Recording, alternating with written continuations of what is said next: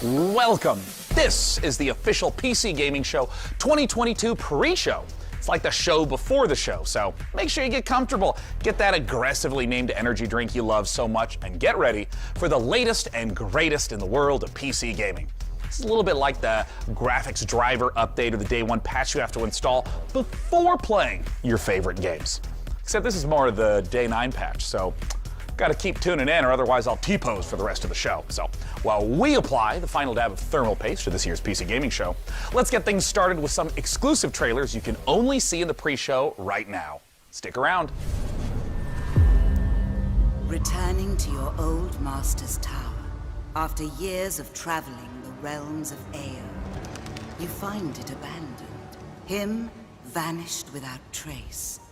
And you, the heir to the wizard's many secrets.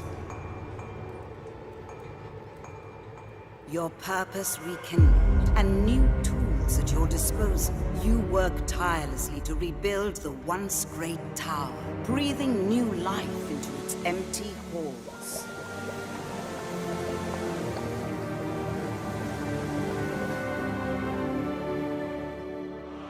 And from humble beginnings, through hard work and dedication, you unlock the secret through which true greatness may be achieved. Vanquish your enemies, conquer their places of power, reap the ultimate prize.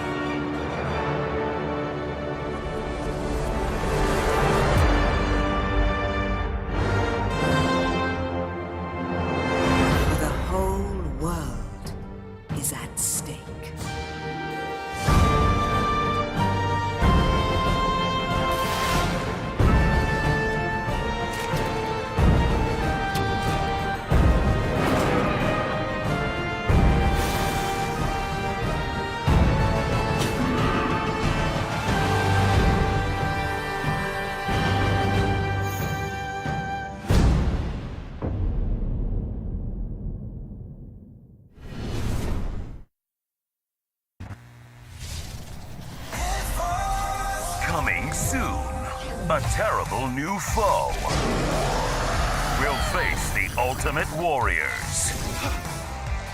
Will our heroes survive the Lizard Man War Chief, or succumb to the forces of Daedalus? Don't miss these updates coming soon to MythForce. In your face.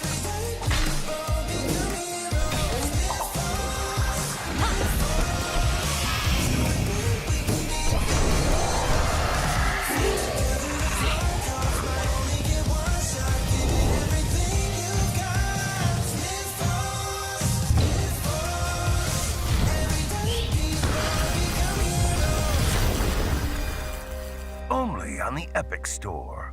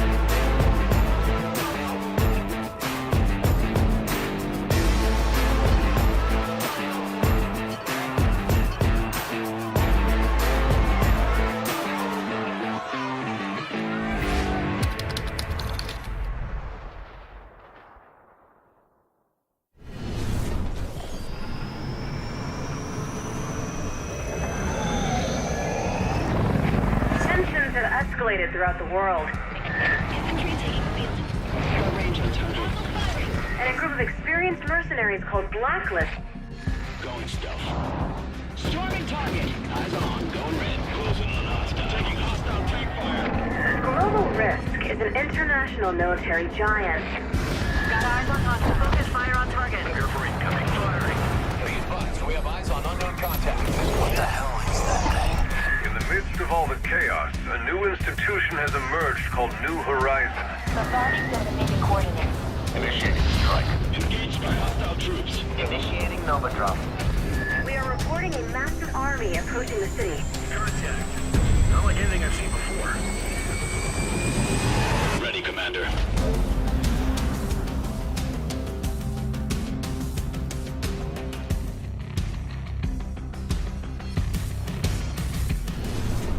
Wake up, sleeper.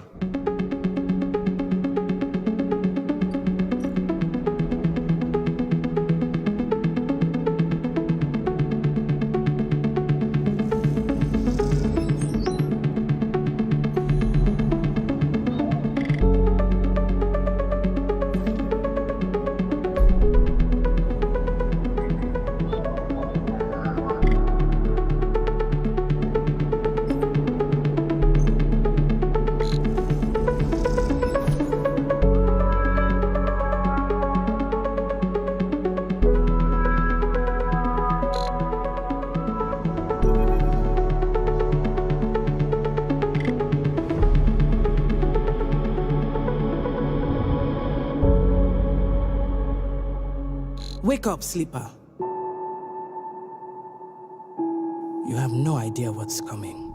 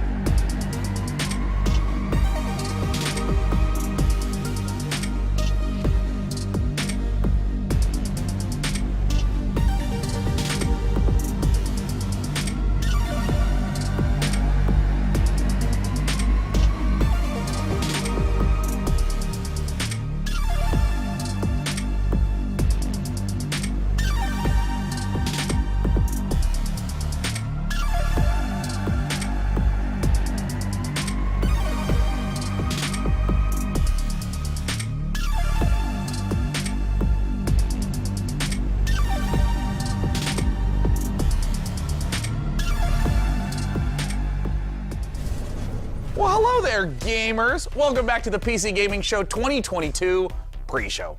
And I know what you're thinking, why hasn't the main event started yet? It's because we're still packing all the awesomeness in. So you can think of this as like DLC, except you don't have to make some sort of Sophie's choice about how to free up hard drive space.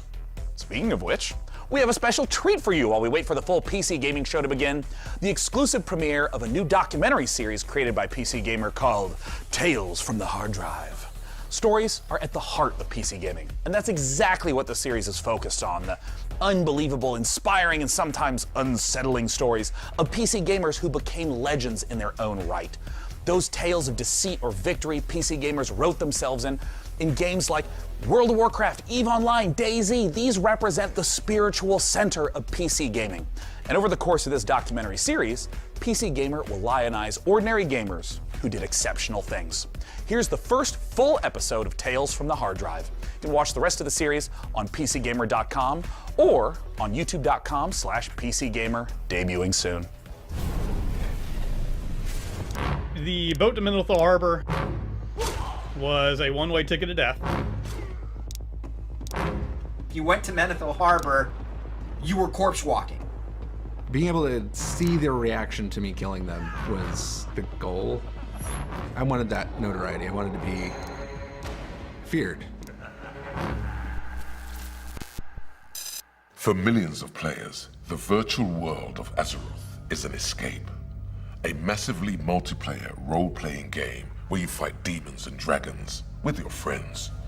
But for 4 months in 2005, World of Warcraft's bustling Deathicus server wasn't a friendly reprieve from the outside world. It was a hunting ground. The terror of Menethil Harbor. Folks lately call me Witchfinger. Back then, I was Harley Davis, the erotic fiction troll king of World of Warcraft, and I was basically in the troll mafia that ran Deathicus, and I was in a guild with Doc Master Angway in the early part of Vanilla WoW. In original Vanilla WoW, there was not a lot of instancing. There was basically 2 continents. And in order to rotate between one continent and the next continent, Kalimdor and Eastern Kingdoms, you had to physically walk onto a dock where you would catch either a zeppelin or a boat. What Angway was famous for was he parked his character, which was a level 60 orc rogue, in Menethil Harbor, which is a level 30 Alliance leveling zone, and he killed everyone that tried to get on the boat to another continent.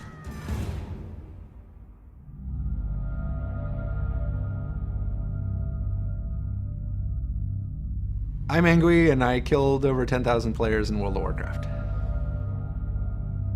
I ganked people in Menethil Harbor for about 4 months. I did it constantly, and I was a orc rogue. It was very easy to get away from people. They had some of the hardest hitting melee attacks in the game. It was a griefer's dream. If you want to kill people in a video game, you don't want to be seen, you want to be able to get away, and you want to be able to deal a lot of damage really fast. The reason I was killing a lot of people in Menethil was because I was trying to recreate something that I'd seen in EverQuest. You saw them coming and you were scared. I mean, you did not want to die to these people. I wanted that notoriety. I wanted to be feared.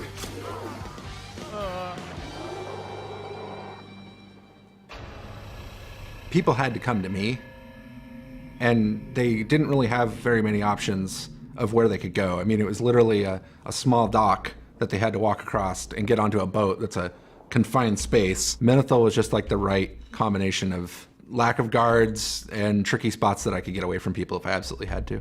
You kill people, maybe 10 a day, and that was a good day. And maybe one of them would get really upset, and that was a better gank.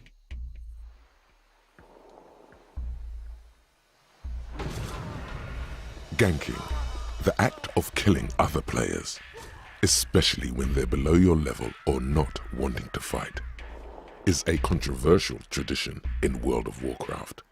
But Angwy's dedication to it bordered on obsessiveness, and it quickly turned him into a living nightmare on his server. I just killed people on the docks. I absolutely hate you, Angwy. You are a nerd and have absolutely no life. Hell, you probably live in your mum's basement. Angui made people's lives hell. His ability to shut down Menethil Harbor for 4 months turned him into one of World of Warcraft's biggest anti-heroes. Back in vanilla World of Warcraft, back in the good old days, I was Squig, a human rogue, on the Deathicus server. Early on when I was leveling before I became part of the Deathicus culture, he was certainly a nuisance. The boat to Menethil Harbor was a one-way ticket to death. He knew everything. Since he was a rogue, he had stealth, he knew where you could hide, he knew where you could run, he knew how he could get off the boat, he knew where you were going to respawn, he knew where he was going to respawn. That was probably the first time I ran into him, because he definitely camped that boat. But just because you got to the boat didn't mean you were safe. The boat had a couple of different spots where you could go on the insides of it, and you could go up on top of it and whatnot. One of my favorite things that I could do if somebody that was trying to be sneaky to get on the boat, and I could just stealth onto the boat. We're out in the water. They think they're safe. They're hiding in a corner, and then I just kill them all real quick. And I could take down like 4 or 5 low-level people before I needed to jump off the boat. And so what you would have to do is you would have to go to the graveyard and you would have to graveyard respawn. This would cost durability, and this would also make your run back to Menethil Harbor a bit longer. And if they stayed on the boat when it zoned, they would end up at their graveyard with 1 health, and then I'm already there. And I could sit there and kill them as many times as I wanted at that point. I think it was really frustrating for them because, I mean, they told me, but it was a lot of fun. Like it was genuine glee a lot of the time.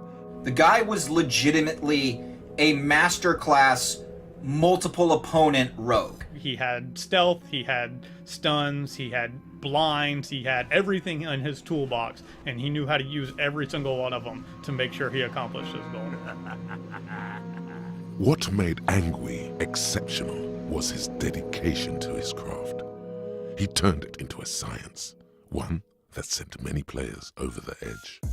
When you play a character up to like level 60, it's a pretty big time investment that you're putting into this.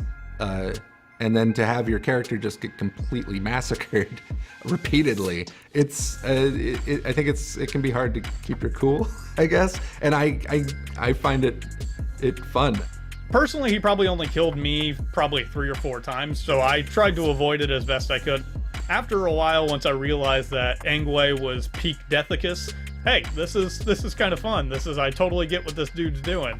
Being a troll guild, of course we loved him. People would come on the forums and go, Angui, I got ganked by this level 60 rogue named Angui, and your pain is wine to us. It's like this delicious beer. Ruthlessly killing players for 8 hours a day made him a terror, but that's not what made Angui famous. So Angui and I met. We were both teenagers, and we ended up being guilded together. We were on a horribly boring raid, and we just started talking, and we hit it off very quickly. The things that we were doing in World of Warcraft, or that he was doing in World of Warcraft, never seemed like a big deal to me. Killing people in Menethil, like, it was a fun prank. I don't know, it seems fine, but people are really upset. So we had this alt account named Angui Spy that was literally sitting on a tree stump in Menethil Harbor that was recording all the complaints, everything everybody said whenever he would kill them. And I would kind of edge people on and tell them that they should complain about Angui, knowing that he was probably going to capture all of that and post it on his website. That was even more fun because now he could actually get the hate mail. You were throwing gasoline on a fire. I set up a website where I hosted screenshots of people that had ganked, mainly hate tells and nasty comments. I feel like the screenshots were trophies. It showed how good I was doing at my job, I guess. Hey, Angui, go suck. Poor Angui, insecure little boy who has to take it out in a game. You really need a life. Stupid Angui. The website was just kept growing and growing and growing, and I was doing weekly updates with my wife Nicole. You know, the website took a lot of time. It was a huge undertaking to launch this every week and get something live. He was this absolutely normal dude living a normal life with this girlfriend, and his goals were beyond your understanding. Angui had extraordinary talent for getting under people's skin. Yeah, Angui hit us from both sides. He hit us in game, and then he would troll the forums and let everybody know that he was hitting us in game and that there was nothing we could do about it. Well, I really hope you die a painful death, preferably in flames, and all of your family goes with you, and your line stops for good with you. The website is what really elevated Angui above the everyday trolls in World of Warcraft. It was just so funny seeing how he could get such a rise out of people and all of the hate and vitriol that was directed towards them. I sympathize with a lot of the victims. I was like, they're just having a bad day. Just like, let them go. You did your thing. People got kind of nasty though, and at that point my empathy kind of goes away. I was killing random lobies, and I don't know what level this guy was, but he was very upset. And he was letting me know that he didn't like it. Eventually, I got a message from his kid saying, I'm sorry my dad is being such a jerk or something like that. Like, he seemed to get it. And I totally told the dad. And from my perspective, it's like, I'm playing a video game where part of the game is that you get to kill each other. Like, it's a PvP server. Like, you have an option where you don't get killed, and you're choosing to go on this one where you do get killed, and then getting upset because you're getting killed. And in hindsight, I feel bad about it. Like, I have kids now, but I never saw him again, and I don't think that kid, I'm sure that was not a fun time for him. I think one of the big things that is really interesting about him in his entire story is that there's a duality of two different people. In the game, he has one personality. In real life, he's another, and he can separate them. Those traits that you play in game don't always come out in IRL. Honestly, it's socially acceptable in my eyes for him to be able to do this. Yes, it's going to piss off some people, and he's probably over there just laughing, being like, yeah, that sucks for you, man. I'm going to keep doing it, though, because to me, it brings me joy. At some point, somebody found out that they could get my name, or what they thought was my name, and my address and my phone number from DNS on the website. I mean, it's a little creepy. I remember it being like, oh wow, like this is getting serious. Like, are they actually gonna do something about this, or are they just trying to intimidate us? And so, you know, it seemed like the less attention we gave it, the faster it went away. As Angui's reign of terror continued each and every day for those 4 months, he only became more notorious, while other players would often challenge him, and even sometimes win. No one could permanently stop his killing spree. At some point, I got a message from just a random person in the guild. He's like, hey, somebody wrote a guide on how to get around you. And I wanted the guide really bad. So I leveled up a character and then got into their guild, got forum access, and then got the guide. And it was a full-on guide on how to stop me from killing them. And it's like the most flattering thing. Somebody took the time to think up all these different tactics on how to get around me. Once I got them, I pretty much just tried to make it as invalid as possible. And that was probably my most prized possession, other than my daughters now. That guide is really indicative of Angui's influence on Deathicus. He was more than just another player. He became this raid boss that required the coordination of entire guilds in order to take down. No one else has really ever done that before or since. But at the height of his infamy, Angui had a revelation. I wasn't doing well in community college. All my friends that I used to play with, they were all going to school, or they were having families. I didn't really know what to do with my life, I guess. I didn't want to play video games all my whole life. You really need a life. When it was over, it was almost like a relief of like, I don't have to live up to those expectations anymore. So it kind of got down to where like, do I want to do this thing I don't enjoy, or do I want to go try to, go to school? I went to college. I got a degree in game art and design. I became a computer programmer. I worked at a few game companies. And then I started a family, and now I take care of kids full time. So I kind of get griefed by them now. Long after Angui quit World of Warcraft, his legacy spread and lived on. Cracked.com awarded him the #1 move in an online game, while in YouTube videos and forums and Reddit threads, players retold Angui's story again and again.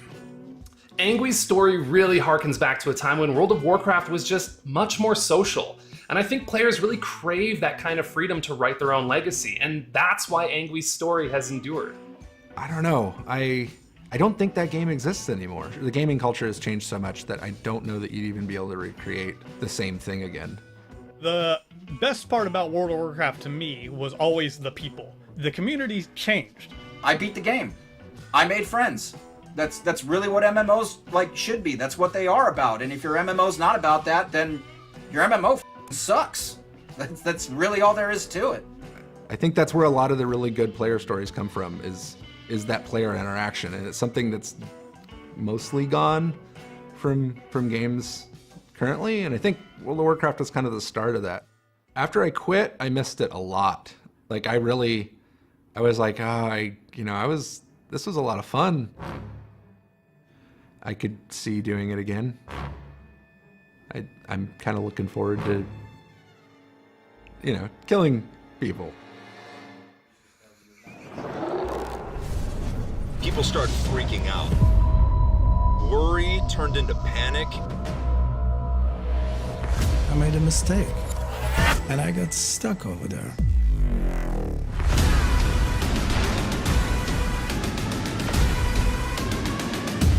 You went to Menethil Harbor, you were corpse walking. What is going on? This is supposed to just be a video game. I wanted that notoriety. I wanted to be feared. I don't know how you would go about even finding someone who is essentially a myth. We finally tracked down one member of this mysterious group. There he is. Have you lived and breathed? He was this absolutely normal dude, living a normal life, and his goals were beyond your understanding. Hang in there, big guy. If it wasn't for him, I would have died. Out in the black, you never can truly trust the people you fly beside. Are you 40,000 light years from home? Don't panic. The Sims was the ultimate icebreaker. I don't mind dying if it means saving people's lives. And if I can do it being just a dramatic bitch, I'm gonna do it. I still got 4 magazines. Do we want to go back?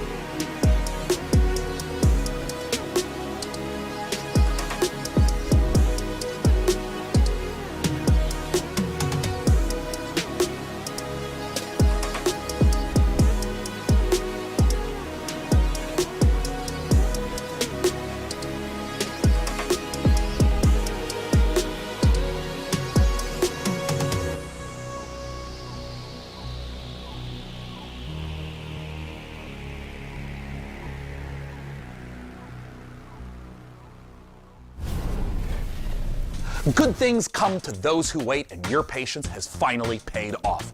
Get ready, because the 2022 PC Gaming Show kicks off in just a few moments, and we got dozens of new games, trailers, exclusive interviews, which means there's only one thing left to do. It's countdown time, and I'll see you in a sec.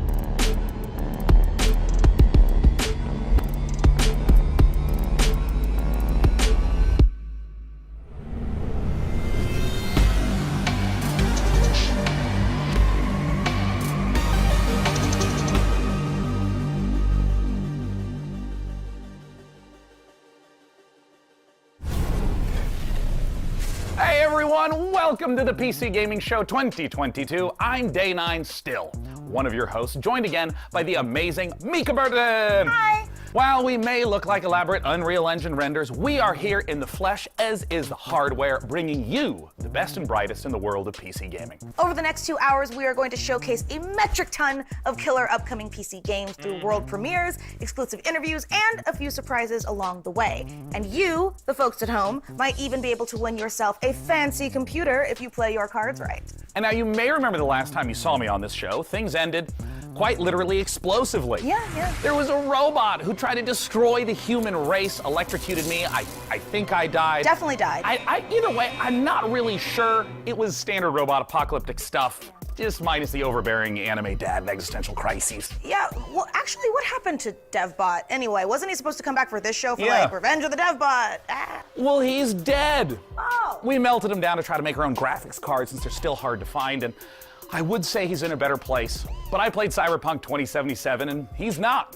Ooh, that's pretty dark for the start of the show. Or nostalgic. Aw. But none of that matters because the show actually took place in a parallel reality. All right, so you're telling me there's actually a multiverse? According to the writers who told me this 5 minutes before we went live, I am saying there's a multiverse. All right. We're now apparently on Earth 3, which is not to be confused with E3 because this show is still happening. Oh, and we are so thrilled to be back as a part of this weekend full of celebrations of gaming by putting the spotlight on something near and dear to our hearts. PC gaming. And so, without any further ado, it's time for my favorite part. Rated M for mature. I won't leave you. You're not a monster. In the beginning, the world was subjugated by chaos. Endless droves of horrors trespassed into the world. And so came the solstice of souls. Something's coming.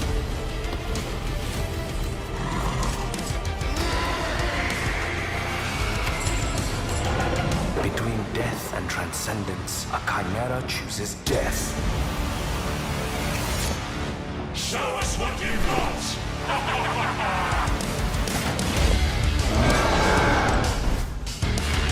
We have a whole new world to forge. May the judge have mercy on your souls.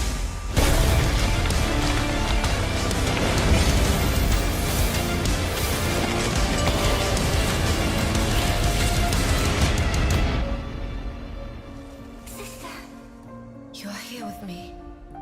I always will be. As long as we are together, we're not going down.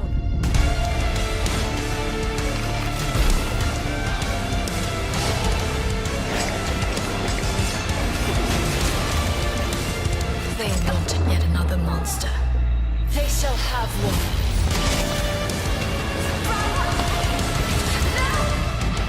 You must resist it!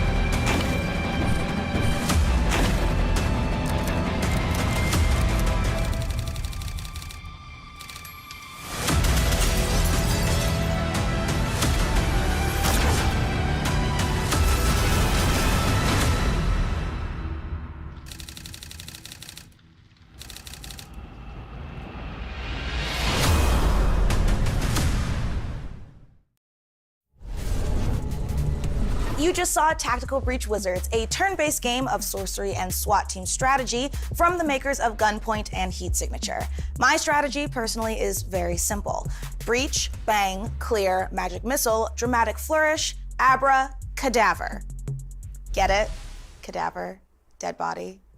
Anyway. Next, we have a solution to the age-old problem of not having time to read and play video games. Just do both at the same time, obviously. Star Wars Industries has you covered with their sci-fi thriller inspired by Stanislaw Lem's novel, The Invincible. So here's your first look at the first ever gameplay footage.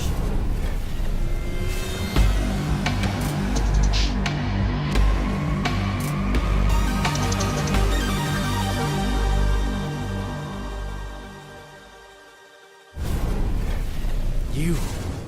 What have you done? Where are you taking me? You came here yourself. So what are you expecting, huh? You've set up a field camp down there. Yes, ma'am. So I didn't expect you to have a second one here. Really? Sit here and don't you dare move. What are you doing here? You're not gonna like this part.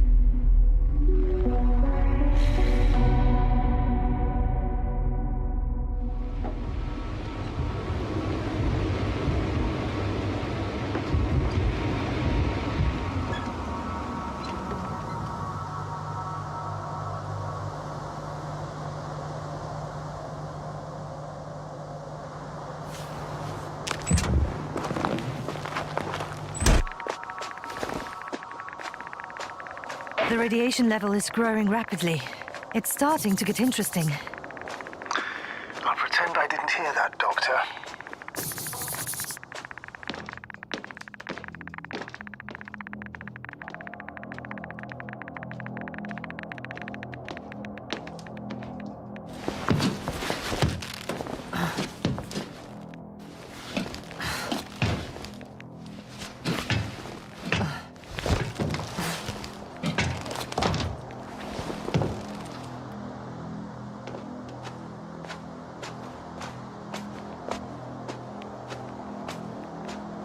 I located the mobile antimatter cannon. Another one? How many of those did they... Is it active? Dead. I admire your composure. Wait, someone's here.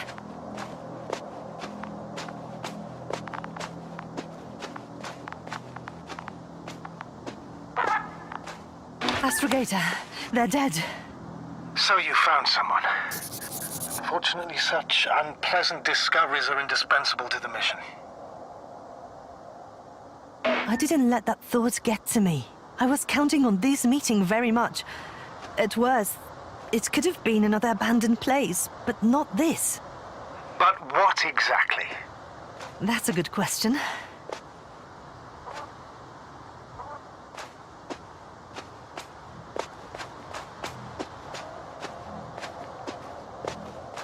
I'm getting into the recorder.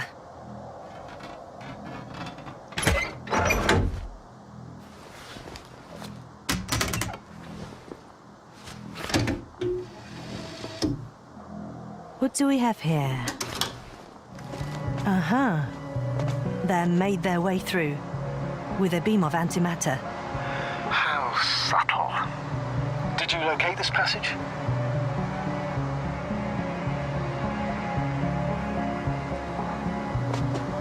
I'm looking at it now. They pierced a hole several meters in diameter and several dozen meters long.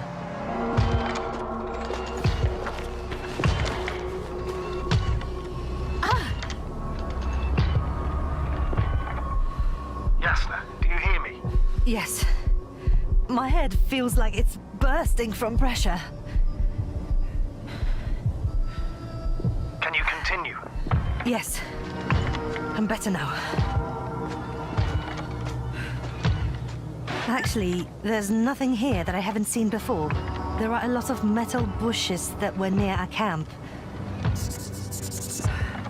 The lower parts of the bushes are, how to put it, fruitless. So they came to pick the fruits.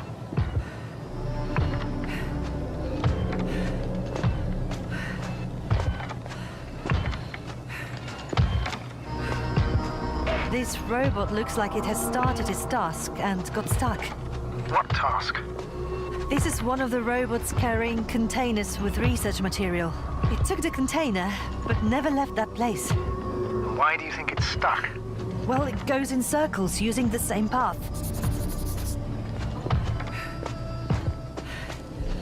The robot's gone. You must have broken his loop. But I didn't. No, he must have done something. Never mind. Follow it.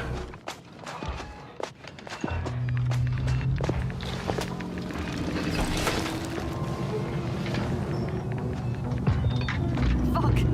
It's getting up! What, a robot? No! Antimat! Come on, Yasna. Run! Hide!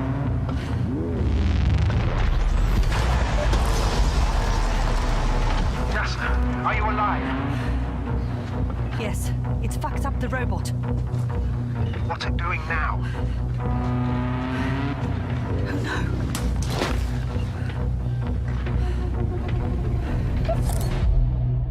Take care of our people, Novik.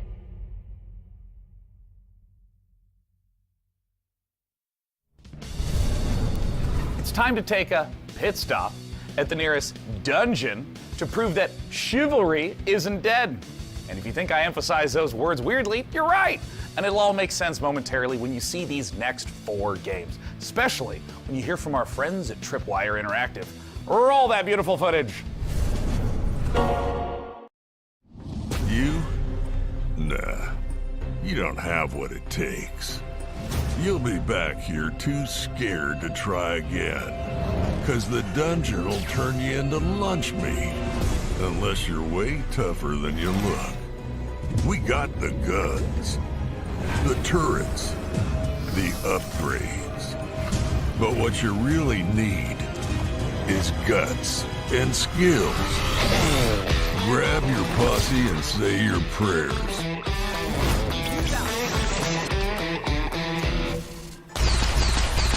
Be the first to play. To die. To give your feedback.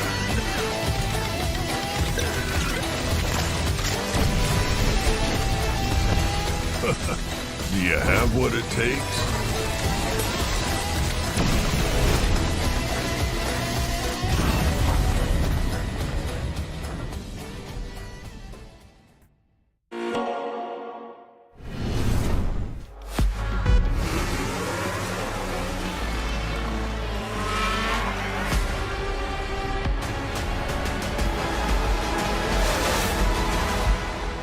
Welcome to F1 Manager 2022, the ultimate F1 simulation, putting you in the position of team principal at one of the 10 current F1 teams, battling it out for a chance to be the next world champion.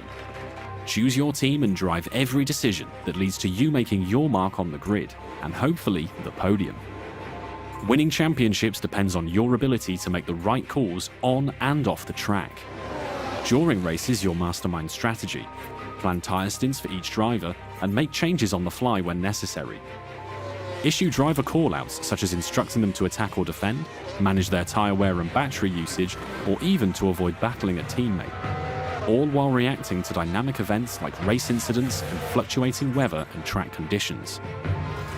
Between race weekends, you'll control every detail of your team from your state-of-the-art headquarters. Hire best-in-class staff to work across your aerodynamics and engineering teams and put them to the task to develop your car and prepare new parts for upcoming races. Optimize your finances to keep the board happy, improve and maintain your facilities, and scout talent from F2 and F3 to try and ensure future success. They say knowledge is power, and keeping a close eye on a plethora of realistic data will help give you the edge. From the finer details of how car parts affect overall performance, to a track's expected grip level, to the condition of your wind tunnel. How you analyze the data and choose to spend your resources will make or break your progress.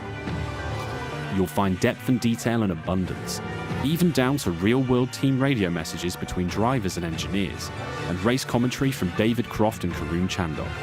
While broadcast-style presentation showcases 2022's striking new car design with real trackside and onboard camera angles. The sleek management menus and intuitive controls will drive the immersive F1 fantasy home as you plan and execute the perfect strategy in F1 Manager 2022. Pre-order the digital version now for early access from August 25th.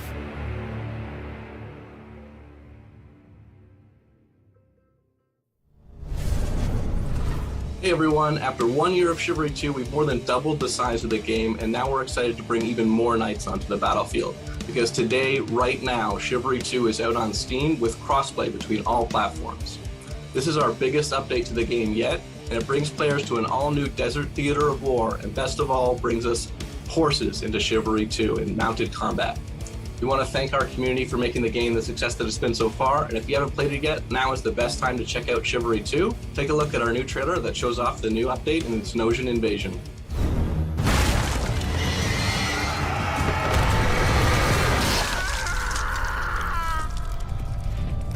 This rebellion is at an end. The Agapians flee to their stronghold in the north.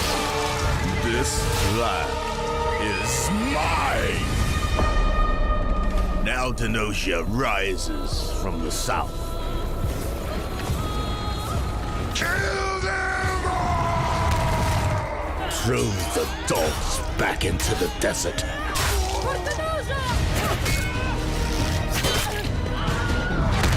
Their forces will crash and break against the bulwark. If the wall falls, we must retaliate.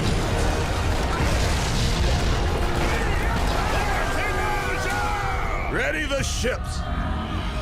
Long has Denosia remained safe from my fury. No more.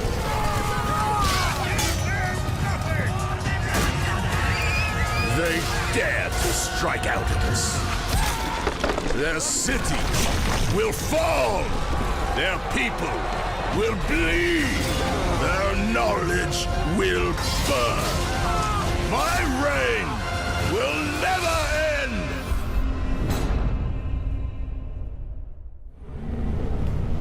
Hi everyone, I'm Phil from Sweet Bandits, live from Quebec City. Really glad to be here today for the PC Gaming Show. We'll be showing the first trailer for our game, Deceive Inc. It's a multiplayer competitive spy game where you get to use social stealth, high-tech gadgets, and powerful spy abilities to try and get the upper hand. We've had the chance of working with Tripwire Presents on the project, so this is only the beginning. Please follow us on social media at Play Deceiving to learn more. We'll be releasing the game in early 2023 on PC, Xbox Series S and X, and PS5. Thank you so much, and let's enjoy the trailer. Good afternoon, agents. Your mission is simple. Infiltrate the frozen coral underwater hotel and retrieve the blueprint of a powerful weapon. As you know, Deceive Inc.'s company policy is to deploy multiple agents to ensure the mission's success. But only one will get the paycheck. Do whatever it takes, agent, and be careful out there. Try your best. Let's see if it's enough. Booyah! Ka-ching! Oh, come on. They can't be this fast. And they thought it was secure. In the end, I am victorious. They're really not gonna make it easy for me. Gotcha. Is that it? Right on target. Outskilled and outgunned. It can't end like this. Target acquired. Moving to rendezvous point. All done. Really? Mission complete!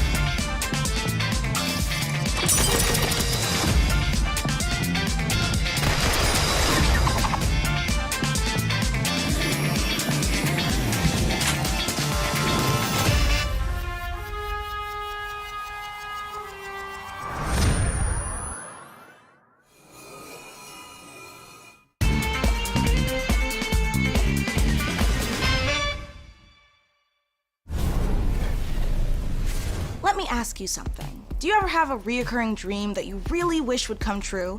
I mean, mine personally involves a flight of unicorns and a Valkyrie army on Pegasuses, but yours may be different, but somehow I doubt it. This year, we've partnered with the PC builders at iBuyPower to bring a very different dream to life. My dream PC room. Unfortunately, there's bad news for me. I don't get to keep it. But very good news for one of you. We're going to be giving the entire contents of this room away to a lucky winner watching the show. So let's dive in and see what's up for grabs. The beating heart of any PC gaming dream room is, of course, the rig, so let's start there. As you can see, the mad geniuses at iBuyPower have built an absolute doozy. The first thing you'll notice is that Height Y60 case with its wraparound tempered glass panels. This thing is built from the ground up to display the sickest PC tech you can squeeze into a desktop machine. And let's face it, if you've managed to bag a serious graphics card in these dry times, you owe it to the silicon gods to show it off properly. Okay, the case and lighting looks dope, but for this to be a true dream PC, we need more than just state-of-the-art drip. Luckily, the substance matches the style. So let's check out the guts of our dream PC, and trust me, there's plenty of power crammed in. The big question, though, is what pixel pusher iBuyPower has used, and you won't be disappointed with an overclocked RTX 3090 from Gigabyte, right? This 24GB monster of a GPU packs the cooling to stay chill and the power to smash through any game you throw at it.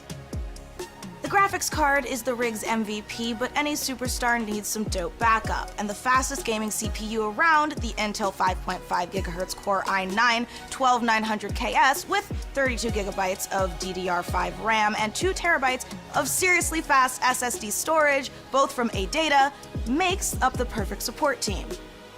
Whew, that is a whole lot of PC. But Mica, you may greedily wonder, what about the peripherals? Well, animal lovers, we got you covered, because the Height Eclipse wireless headset comes in plush vegan leather trim with a 30-hour battery life and competition-grade 2.4GHz connection. And you noisy typers are going to love the clicky-clacky mechanical keyboard that comes with it. Oh, I'm sorry, what was that? RGB? Well, of course! The keyboard and mouse both light up like Atlantic City on a Saturday night. And yeah, you can turn it off so you can actually get some sleep. You can find out more about this gear feature today over at iBuyPower.com, but I know what you really want to know. The info on how to win this beastly setup. So here are the details. Thanks, Mica. Yes, folks, it couldn't be easier to enter our Dream PC giveaway. For your chance, just head over to pcgamer.com/dreampc and follow the simple instructions.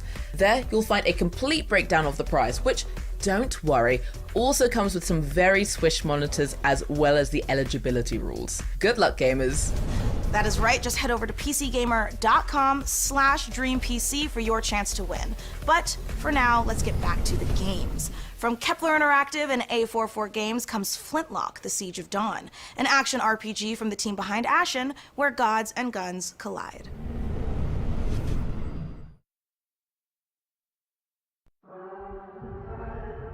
When the gods first emerged from the great below, we saw them as saviors. Instead, they unleashed a pestilence on our world. No one yet knows if you can kill a god. I, for one, intend to find out.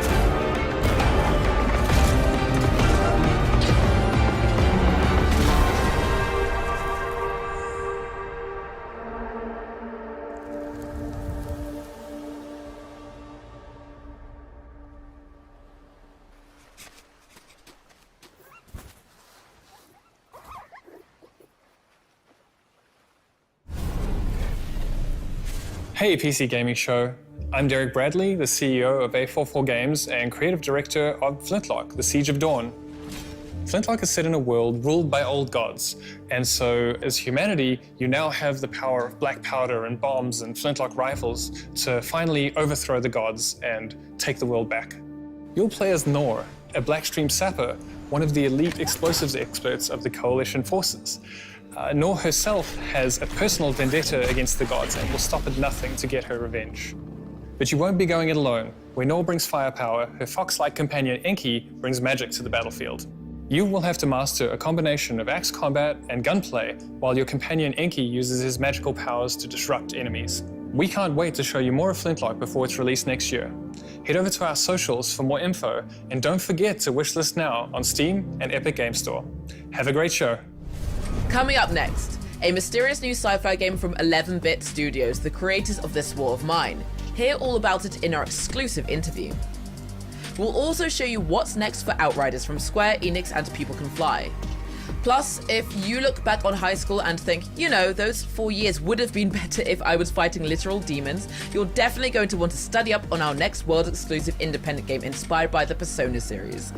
Chug your health potions now because there is so much more PC Gaming Show coming your way. Before we go, the folks at Compass Data Centers have a little quiz for you. How much higher is 5G's data capacity compared to current 4G networks?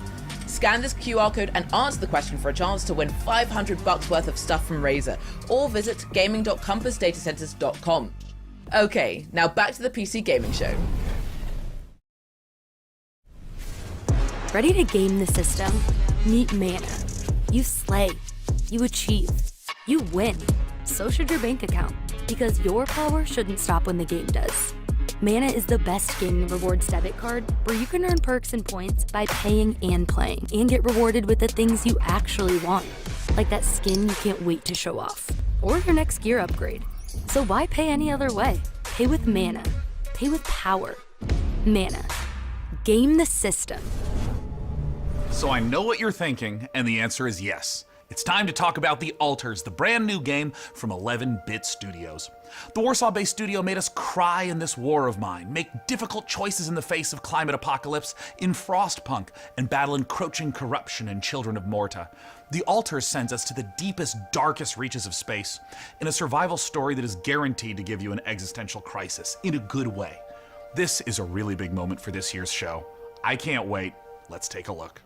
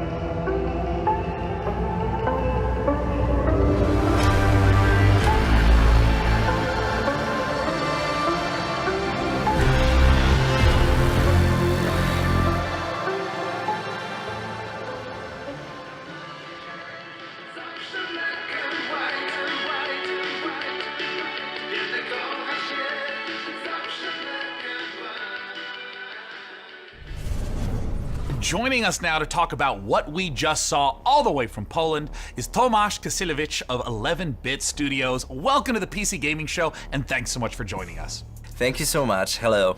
Okay, there is a lot to unpack there. We got clones, we got this huge wheel. Tell us, what did we just see? Well, first of all, these guys were not exactly the clones. We saw Jan, our main character, who's traveling with a group of the Alters, who are the alternative versions of the same person. And they are going through this distant alien planet in their mobile base, which was the wheel you saw at the end. So what's the player's goal as they're progressing through the story? So you are a space builder stranded on this distant planet, and your goal is to survive and find a way back home. But the thing is, in order to do so, you need to create those alters, as each one of them have different set of skills and character traits. So these are things necessary for your survival and finding a way back home. So from the trailer, tonally this could be a horror, a thriller, a mystery. What should players expect? Actually, there are bits of everything you mentioned. Like, there is this mystery as we're looking deep into the soul of the character, but what you find there can also be pretty scary. So there are those beats of psychological horror and drama, but then on top of it we have this quite thick layer of surreality. I mean, how surreal would it be to one day, wake up next to a little different alternative version of your very self? Now, there's a quote that you shared with me earlier, that man cannot remake himself without suffering, for he is both the marble and the sculptor. How does this quote relate to the story? So this quote, it relates directly to the main theme of our game. We as people, we are shaping ourselves every single day with every single decision that we are making. This process, the whole process of becoming who we are, it can be quite painful at times. But in our game, Jan, the main character, he has this unique possibility of not only shaping himself, but also reshaping himself and numerous times with every single altar that he is creating. Do you see this as more of a classic sci-fi story, something like a Ray Bradbury work, or is it something more contemporary? Well, it is very classic sci-fi in a way that we are taking a relatable topic and we are using the sci-fi theme, we are using the sci-fi setting to look at it through the magnifying lenses. But then when we're choosing the tools, this is a very contemporary game and we're taking advantage of what video games are as a medium. So we're using tools like systematic design and non-linearity in order to put the players in the middle of the experience and in the end allow them to create their own stories inside the game. I wanted to ask a little bit about the relationship of your previous titles to the Alters, whether there's any narrative or themes or even just influence that those games had on this one. Well, the Alters is purely 100% our game, 11-Bit Studios game, and it's created in line with our meaningful entertainment philosophy. So it's a game we hope that it will make you think even after you stop playing it. This War of Mine was this first huge milestone. It paved the way for all the future titles. And with Frostpunk, it was taken to another level with the strong focus on the emergent narrative. And now with the Alters, we want to follow that path, but we also really want to push the boundaries even further and expand on how we approach meaningful topics inside the design of our games. Thanks so much again to Tomasz and the whole team at 11-Bit Studios for joining us this year. And while I try to find enough Rapidium to make it through day 1 to 8, let's head on over to Mica Burton and keep things rolling like a massive space station. Thanks, Day9. Honestly, I need to look into getting myself cloned so I can make time to play all of these awesome games we've seen so far. But I'm also legitimately worried about having to eventually fight my clone in single hand-to-hand combat when they steal my life, making me wonder if I was the clone all along. Is it really worth it for video games? Yeah, no, it's totally worth it for video games. Anyway, that's a problem for future Mica. Present Mica is much more interested in what you all have been saying about the show so far. So keep letting us know your thoughts by using hashtag PC Gaming Show on all platforms. Now, let's get back to the real reason all here. Cloning. I mean video games. Video games.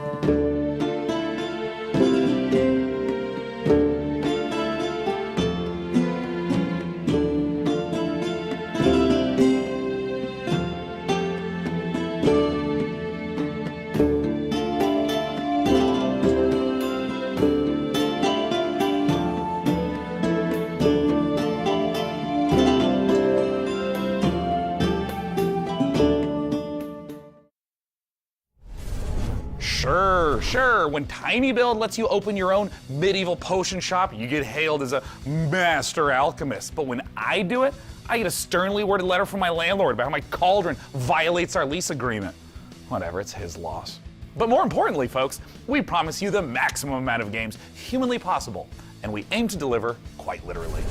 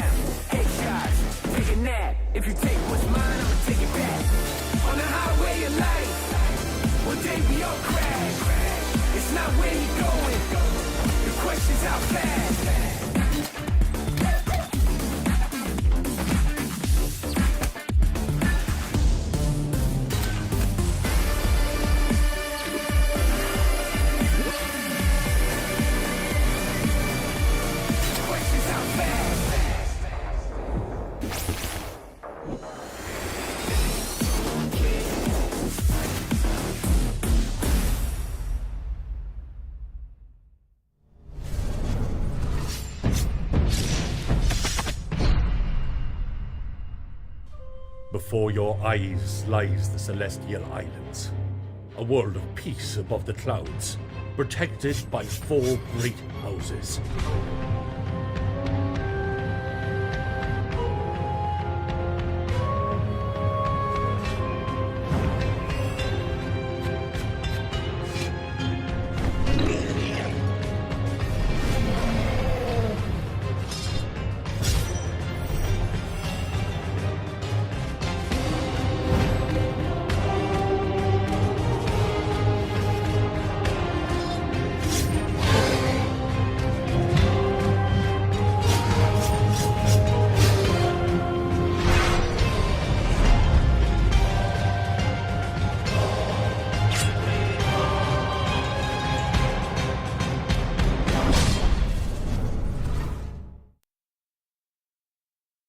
Planet Earth, our beautiful home.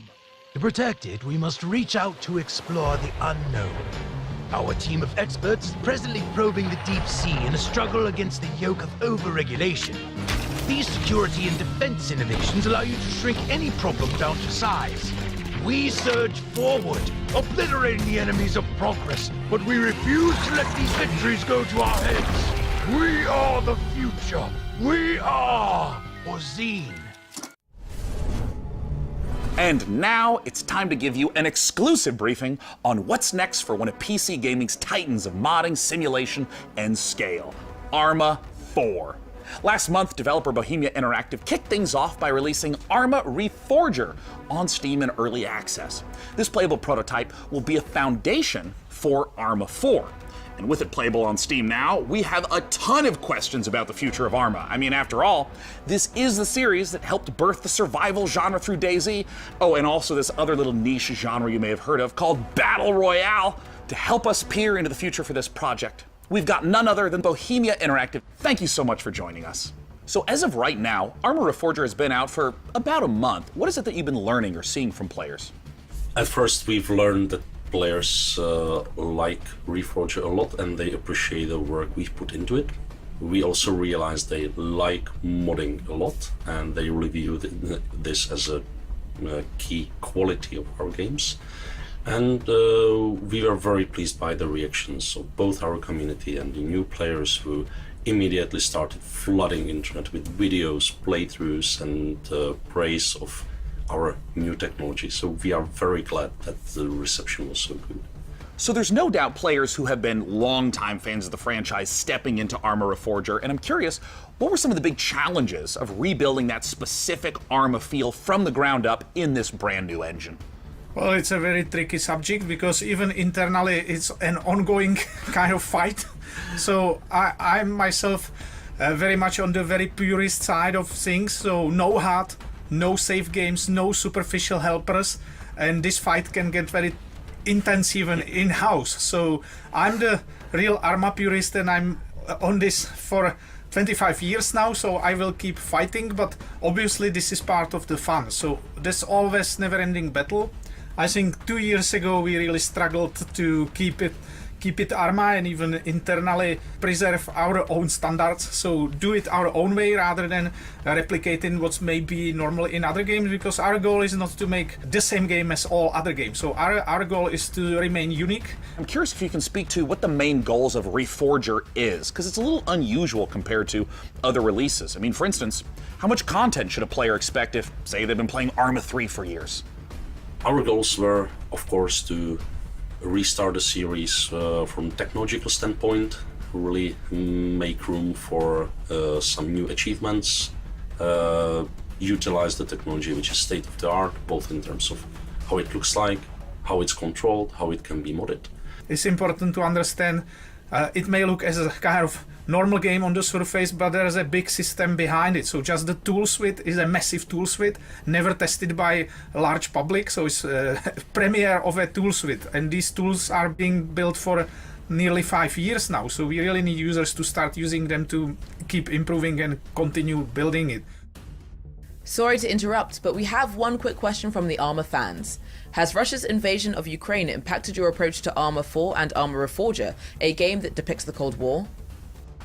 Well, yes, because it's extremely close to us. We even live in a way very nearby, so definitely. On the other hand, we started work on this many years ago, so the direction was set before. But we always approach conflicts and armed conflicts with a great level of respect. We're still at the beginning, but we definitely would like to continue in our exploring this serious theme. Arma, as I see it, has always been a bit more of a anti-war game. It's an entertainment product. That's fair thing to admit. On the other hand, given the topic, given our, let's say, maturity and long time we've spent on it, and our ambition to portray it as a whole very complex and gritty thing, I would like us to contribute by not just entertaining people, but also educating them on the subject. This was the whole point of starting the cooperation with the International Committee of the Red Cross, and I believe we have great potential, big responsibility in this area, and a very important chance to contribute at least a little bit to the good side of things.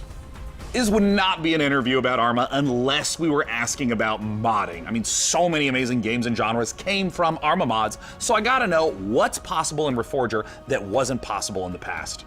Now with this technology, it's possible to create entirely different things, like entirely different games. It has so many variables, but the beauty now is that much more of it is user accessible, unlike the previous games.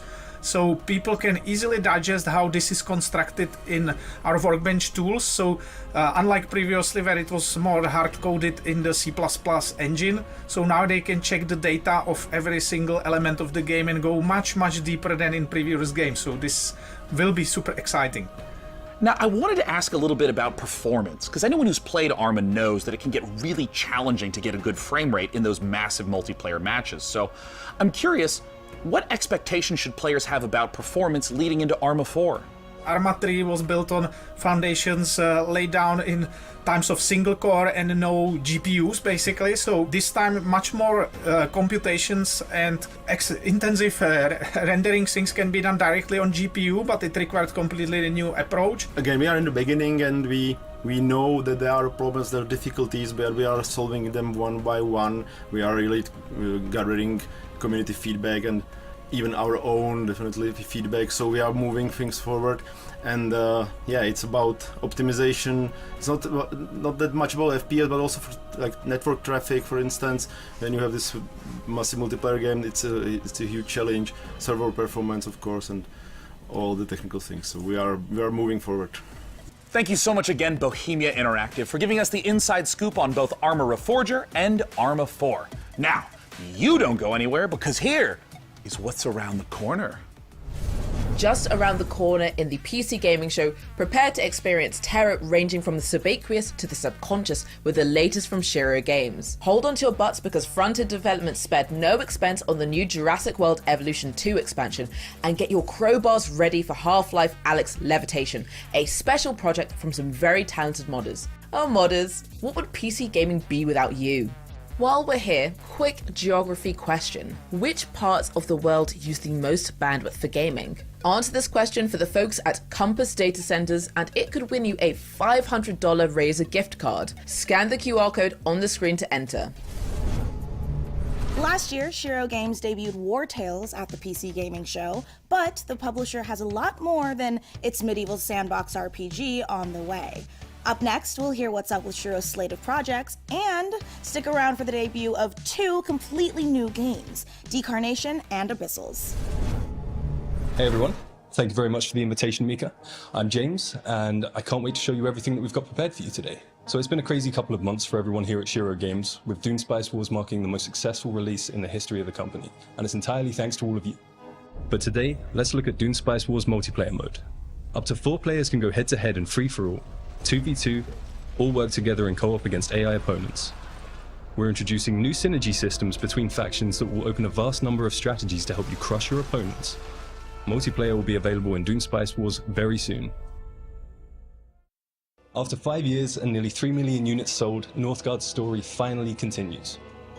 In a new chapter set shortly after the events of the first campaign, Ragnarok has decimated the lands of Northgard. Long-standing alliances have been broken. Violence and betrayal now plague the continent.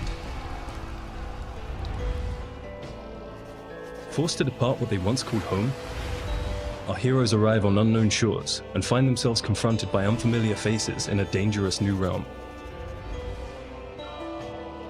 This Northgard expansion arrives this winter.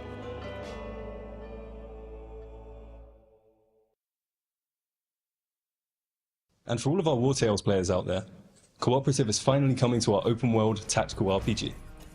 You share food, gold, and camp with your friends. But you can split up to cover more grounds. Before every fight, devise the perfect strategy to overcome any threats that may stand in your way. But be careful in your approach, as one wrong move may lead to your group's demise. The co-op update will allow you to play between 2 to 4 players, and it will be available this summer.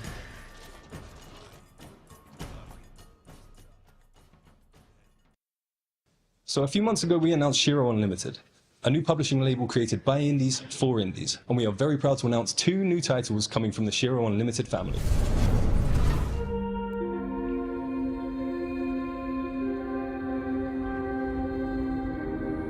It seemed like our last chance to start again, to escape Earth's devastation.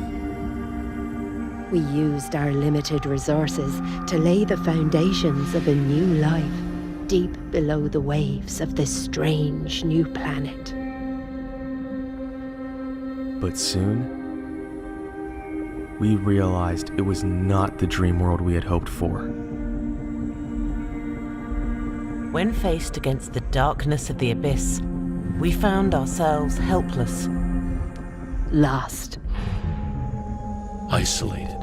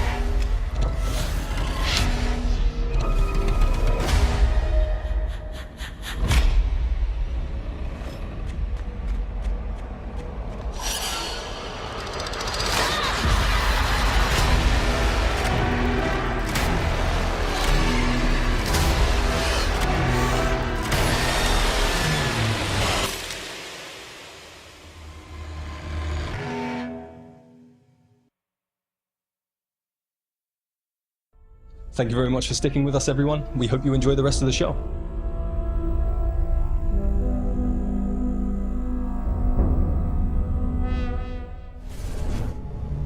You just saw why you were exactly right to be afraid of the ocean in Abyssals, and you confronted your inner demons in the retro dream horror of Decarnation.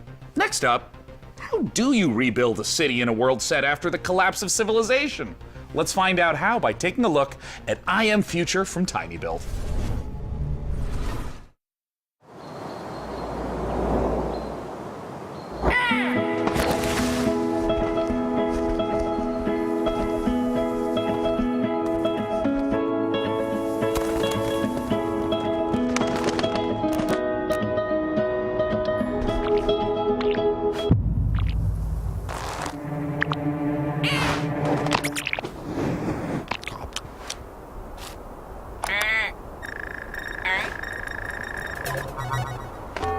Warning, hibernation aborted.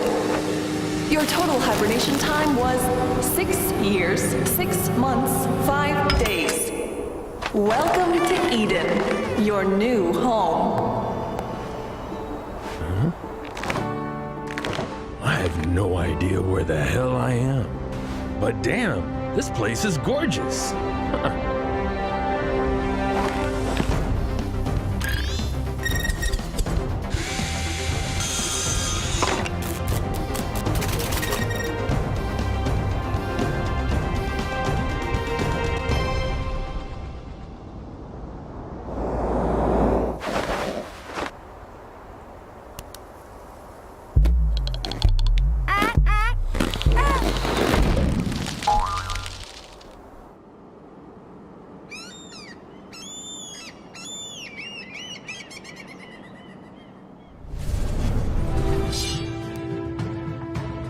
Our forefathers conquered Caldaria and bestowed it upon us, a new generation, to share or spar over. Our great houses seek to obtain the Emperor's favor, cultivating our lands and subjects to improve and enrich the realm, beginning with ourselves, of course. Prominence can be secured through strength, as well as delicacy. Will you be able to build your legacy of power?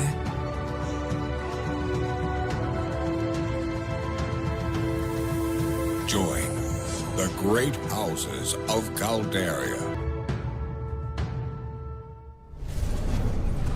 And now, for these next trailers, it's true. They do move in herds. That was so much. The thought process is simple. God creates dinosaurs, God destroys dinosaurs, man destroys God, man creates video games to play with dinosaurs. But just be warned that one of these trailers might come as a bit of a shock to the system.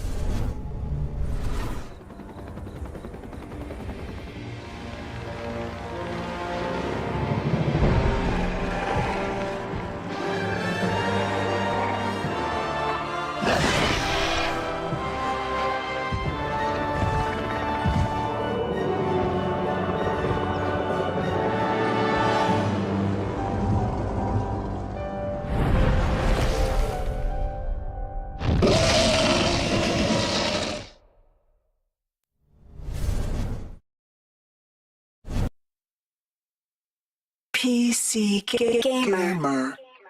Humans interfacing with computers for their own entertainment. The very notion disgusts me. Look upon my works, foul creatures, and weep at its magnificence. It is a beautiful day on Citadel Station. Humanity is on the verge of a new era. I, Shodan, am its new god. Look at you, hacker.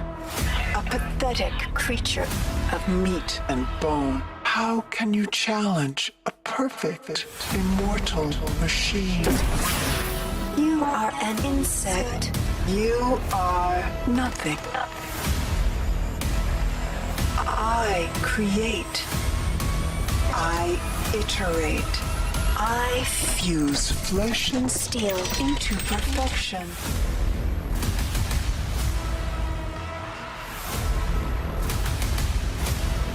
My children, hacker. Their blood is on your hands. You will suffer for your transgressions. These are my avenging angels, and they will have retribution.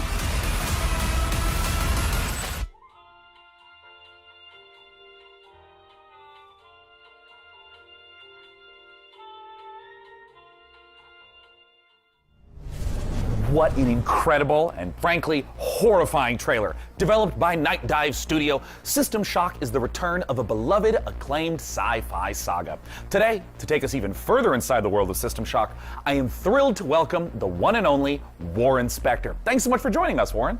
Hey, thanks for having me. This is going to be fun. In terms of trying to translate the experience of a game from 1994, 3 decades later to now, what doesn't carry over well? The first thing is the graphics, obviously. We did the best we could, but it was pretty primitive back then.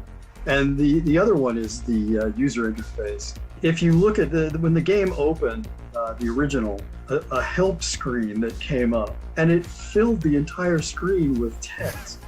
It's just a thing. I don't know how the guys at Night Dive did it. It's amazing. But frankly, as I think back on it, the game actually holds up pretty well. I'm excited to see it come back. Just wondering if you think many modern gamers are aware of the impact that System Shock has had in terms of gameplay systems, in terms of narrative structure, on so many games that came after it. I'm not sure people see the influence, which is a little unfortunate. But I think the rest of the world is going to get the chance now to experience it. And I think they'll see not just that they're having fun playing this game, but also see that other games followed in its footsteps. Nowadays, we walk around with computers in our pockets. We're worried about the evil of algorithms. How do you think about a character like Shodan in 2022? Shodan seems far too close to reality to me right now. And let's just hope that she doesn't show up as nasty a form as she did back in 1994. Well, Warren, I wanted to thank you so much for joining us. And I want to let you know I cannot wait to return back to that world I played and enjoyed so much as a kid. Cheers. Yeah, I can't wait to return to that world. I forgot right? Basically, fans know way more about the game than I do now, so it'll be a new experience for me too. Thank you so much again, Warren Spector, for joining us to talk all things System Shock.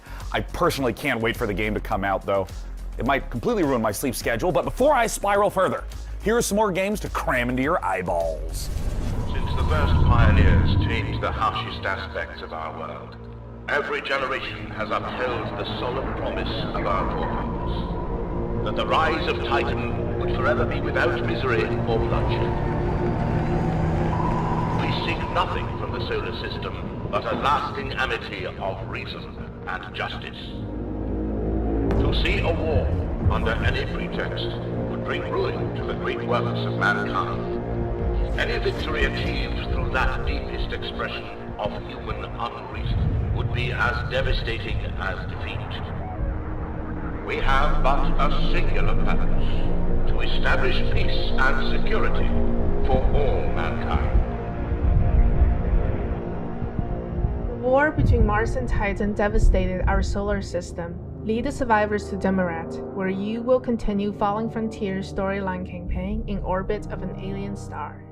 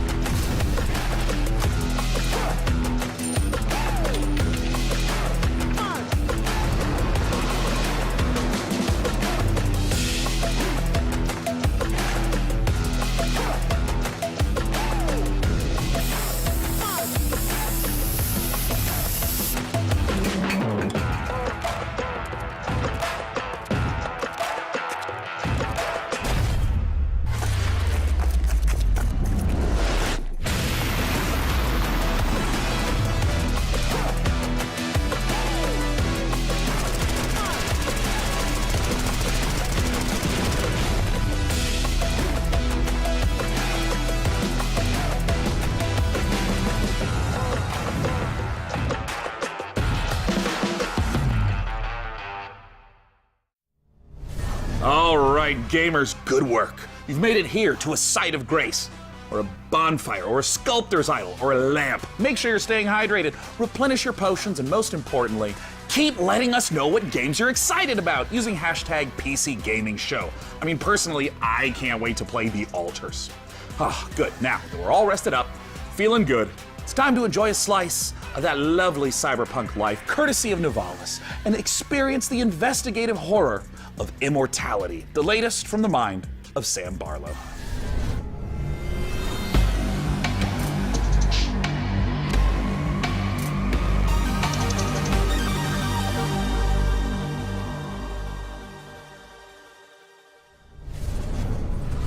I believe we have a short clip here. Do you want to tell us what we're about to see? Well, I don't want to spoil things too much.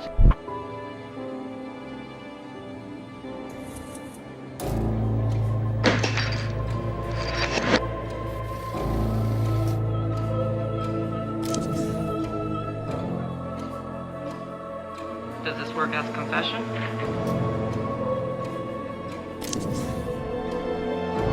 It works.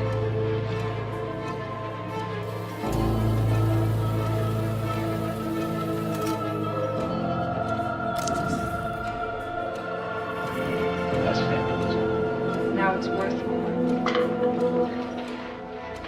Did you ever read his diary?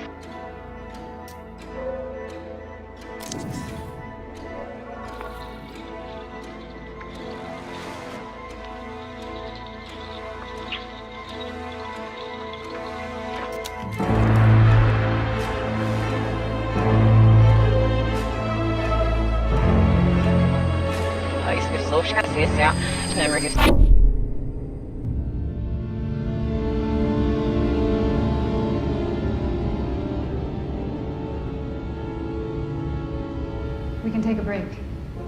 We should take a break. No.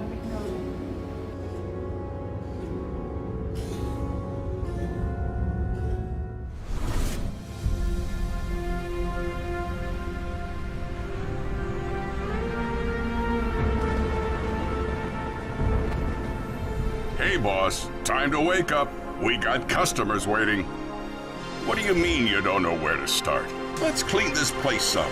Move some chairs and tables around. We can make this place shine again. If the weather gets bad, we can grow some veg in the greenhouse.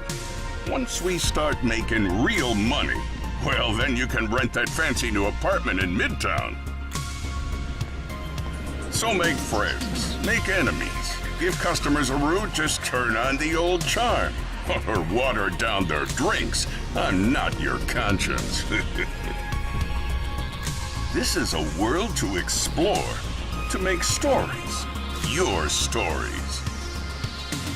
You ever look up at the clouds and wonder what's up there? Well, if you dream big enough, maybe you'll find out. Maybe we all will. Welcome to Nivalis.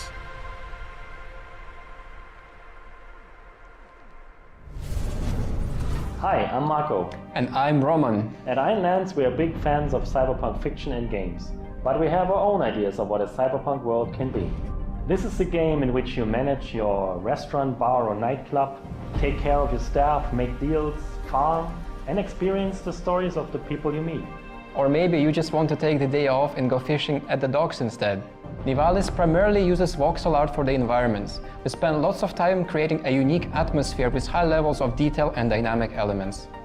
We are excited about the cyberpunk world we're making, and we can't wait to see the choices you'll make and how you'll choose to live your life when you come visit us in Nivalis.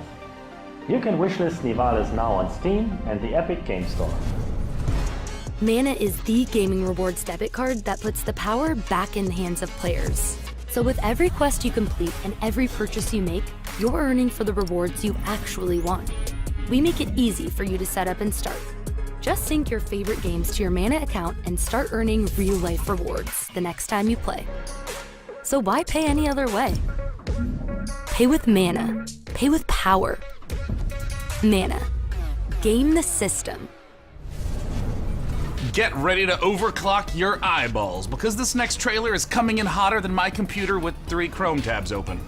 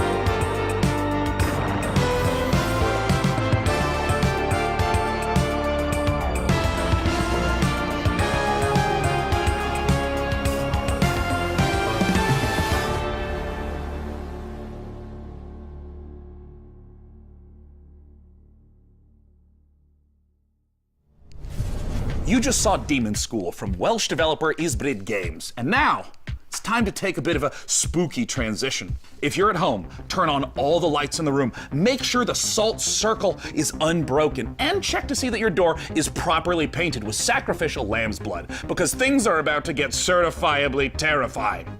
Let's look at the H.R. Giger-inspired biopunk horror, Scorn. Desolate and decayed. A grisly nightmare of macabre perception. Greetings. I'm your host, Doug Bradley, and I invite you to join me as we explore Scorn's mesmerizing labyrinth of odd forms and somber tapestries. You awake in the middle of a desolate hellscape filled with biomechanical contraptions, part flesh, part machine. An industrial civilization now lying in decay and ruin. A hidden fauna sleeps within the underbelly of the world, wanting nothing more than to be left undisturbed.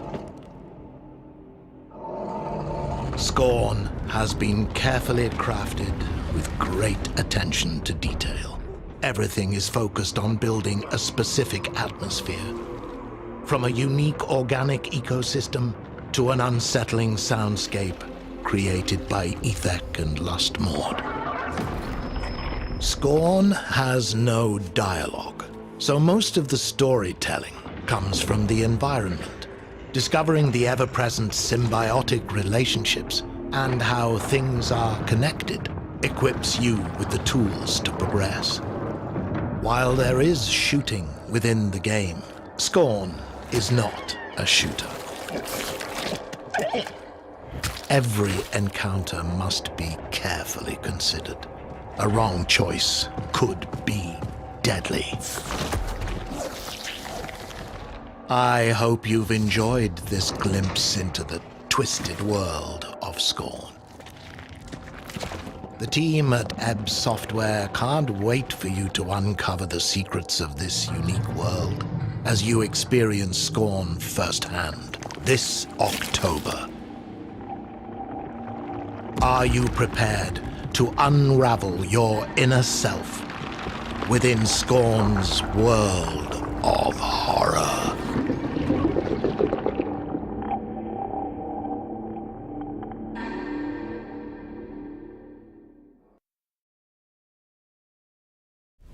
Now, while I've been delightedly playing Dune Spice Wars, harvesting melange, and trying to figure out how to pronounce it doesn't matter. I'm equally ready to turn hordes of Tyranids into a Jackson Pollock painting in Warhammer 40k Space Marine 2. In this brutal third-person shooter, you once again step into the oversized power armor of Titus, an elite Primaris Space Marine in a galaxy immersed in a never-ending war. To take us further inside the grimdark, I am joined by Tim Willits and Oliver Hollis, the creative director, on Warhammer 40k Space Marine 2. First of all, thank you so much for joining us. Yes, thank you. Thanks for having us. Good to be here. Now, Tim, I want to start with you. You previously worked at id Software on Doom. How would you say the Space Marine compares to Doom Guy? That is a good question. I bet many people did not know that the original Doom Guy was actually a Space Marine, inspired by an even older Space Marine, which is the Warhammer 40,000 Space Marines. So, you know, it's really exciting for me to work on Space Marine 2, you know, because it's a great franchise, and I know that it's inspired so many other video games throughout the last 25, 30 years. Oh, absolutely. And there's so much lore to sift through. And I think this brings us to talk a little bit about the new Space Marine that you're going to get to play, a Primaris Space Marine. Oliver, talk to us a little bit about Captain Titus and what makes this class of Space Marine different from the others in the universe. So the Space Marine is a brainchild of the Emperor, the kind of leader of this of humanity in the grim dark future. He saw the dangers that the universe presented, and he created a super soldier from his own DNA. And each of these different factions, these different chapters, have different genetic traits of the Emperor. But what makes the Primaris different is that a guy named Belisarius Cawl the Emperor's kind of chief scientist, went back, did some digging in the old data, and found a way to enhance the qualities that a Space Marine has by installing new devices, new kind of bio implants in their body. So now these guys are 2.5 meter tall monsters capable of destroying anything in their path. It's reminding me of the 1,000 times I have rewatched the Astartes animation. That's amazing. It's so exciting. It's so exciting that we now get to be in that position to play that kind of character. And in the trailer, we saw a lot of Tyranids. Are they the main enemy that you're going to be against? And if so, what makes them such a compelling foe? In this particular game, the Tyranids are the main focus, and what makes them compelling is that they are extragalactic locust-like creatures. They've come in from goodness knows where. They spread like wildfire. They devour everything in their path, and they leave nothing in their wake.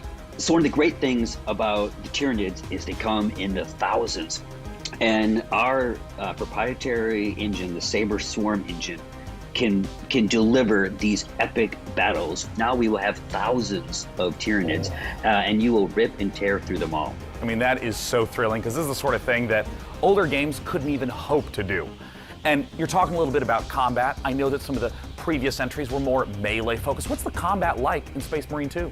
So the combat in Space Marine 2 is a mix of in-your-face melee combat along with some really cool over-the-top weapons. So we looked at the original Space Marine game where it had a lot of this push-forward combat, which has inspired many other video games, but that never stop, never take cover combat is integral to Space Marine 2, along with these really cool, powerful weapons. So you're either tearing up enemies in front of you, or you're blowing them away from the back of the battlefield. It's the best of both worlds. I mean, that sounds so terrific. And I mean, I know you guys are huge fans of the 40K lore, so I'm curious about, in working on this project, what's been the most fun seeing come together, and what's Saber Interactive focusing on right now? Right at the beginning of the project, Tim and I went to the Warhammer Museum, which was an incredible experience. And you go around all these cabinets where these incredible miniatures that have been painted by these masters are arranged in these dioramas. You find yourself kind of crouching down and looking into the ranks of Space Marines that are facing Tyranids or Orcs or whatever. And something that Tim and I said at that moment was, we need to make this come alive. I don't want to look at this, I want to be inside this. I want to be gunning down Tyranids by the thousands. And so seeing that actually happen and come alive has been thrilling. Am I going to feel like the characters in the Astartes animation? Because if so, then I'm buying the game immediately. Even more so, when you're wielding one of those massive weapons and you're faced with 1,000 Tyranids who all want to eat you alive, and you're just letting rip and you can see shell casings bursting out of these massive weapons one after another. The sound, the gameplay, the way it feels is all designed to make you feel like the most powerful warrior in the universe. Well, perfect. That answers everything. Thank you so much, Tim and Oliver from Saber Interactive, for joining us. I can't wait. Warhammer 40K Space Marine 2 comes to PC, PS5, Xbox Series X and S soon. Now next, we have a few more surprises for you up the sleeves of our proverbial power armor. First, Replicant D6's homage to the golden days, or should I say, golden eyes of 90s console shooters, and an atmospheric sci-fi adventure on the Red Planet from Frontier Developments and Kyoken Interactive. Let's take a look.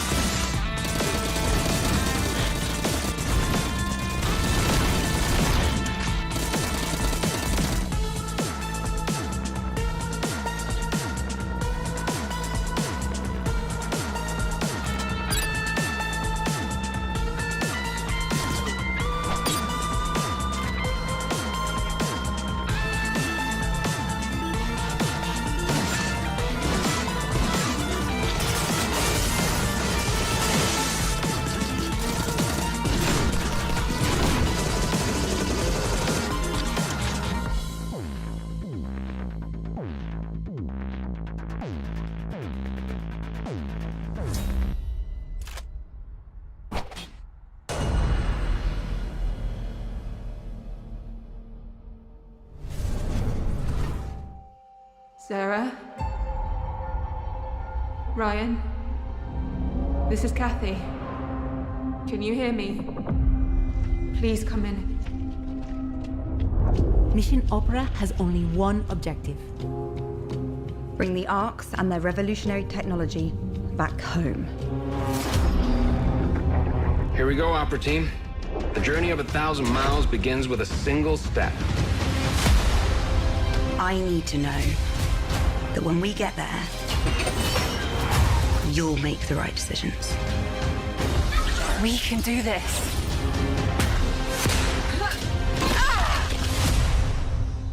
What do you expect to find on Mars?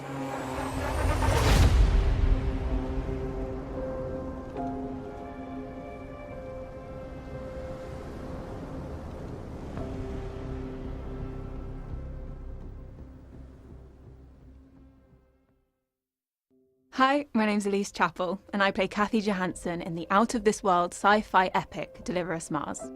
Join Kathy and the crew of the Zephyr on an unmissable adventure as they journey to the Red Planet to recover technology vital to the survival of Earth and humankind.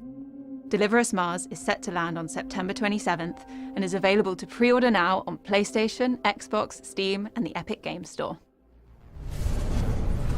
Stay a while and listen. To this list of games still to come, the team behind Half-Life Alyx Levitation will put their mod where their mouth is, and then it's paradox time. Not as in us creating an actual time paradox, we're going to show you the latest from Victoria 3. Plus, you can literally scare your entire butt off with the creeping horror of Gloomwood. All this and more in just a moment, but first, a final pop quiz for all you Valorant, CSGO, and League of Legends players. How much has esports revenue increased since 2016? Compass Data Centers wants to hear your guess, and you can scan this QR code on the screen for a chance to win a $500 Razer gift card. Visit gaming.compassdatacenters.com to enter. Alright, and now, back to the show.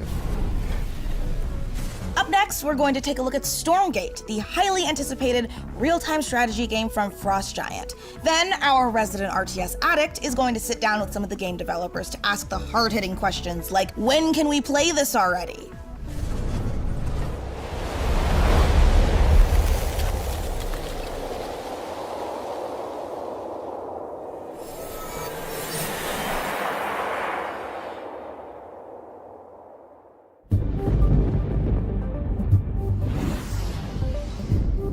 Two years ago, our team assembled with a shared vision to build a brand new real-time strategy game.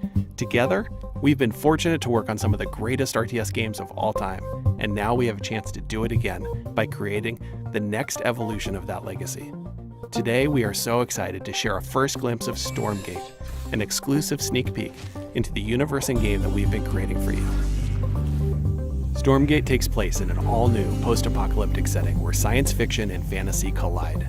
Our story begins hundreds of years in Earth's future, following the near extinction of humanity. This great calamity was caused by the Infernal Host, a playable alien race of demonic invaders that are hell-bent on claiming this planet as their own. With our story, we are creating an ever-expanding game universe, told through an ongoing series of campaign missions that you can play solo or cooperatively. New chapters will come out regularly, along with new units, maps, modes, and plenty of other surprises. In addition to campaign missions, we're building a world-class competitive experience with grassroots and professional tournaments accessible from directly within the game. There will be different leagues suitable for all levels of experience. In our new 3-player co-op versus AI mode, you'll level up your heroes, collect rewards, and customize your forces to open up new styles of gameplay and long-term variety. Stormgate will be free to play, but not pay to win, and there will be no NFTs. Beta testing starts next year, and you can sign up now to reserve your place in line at playstormgate.com.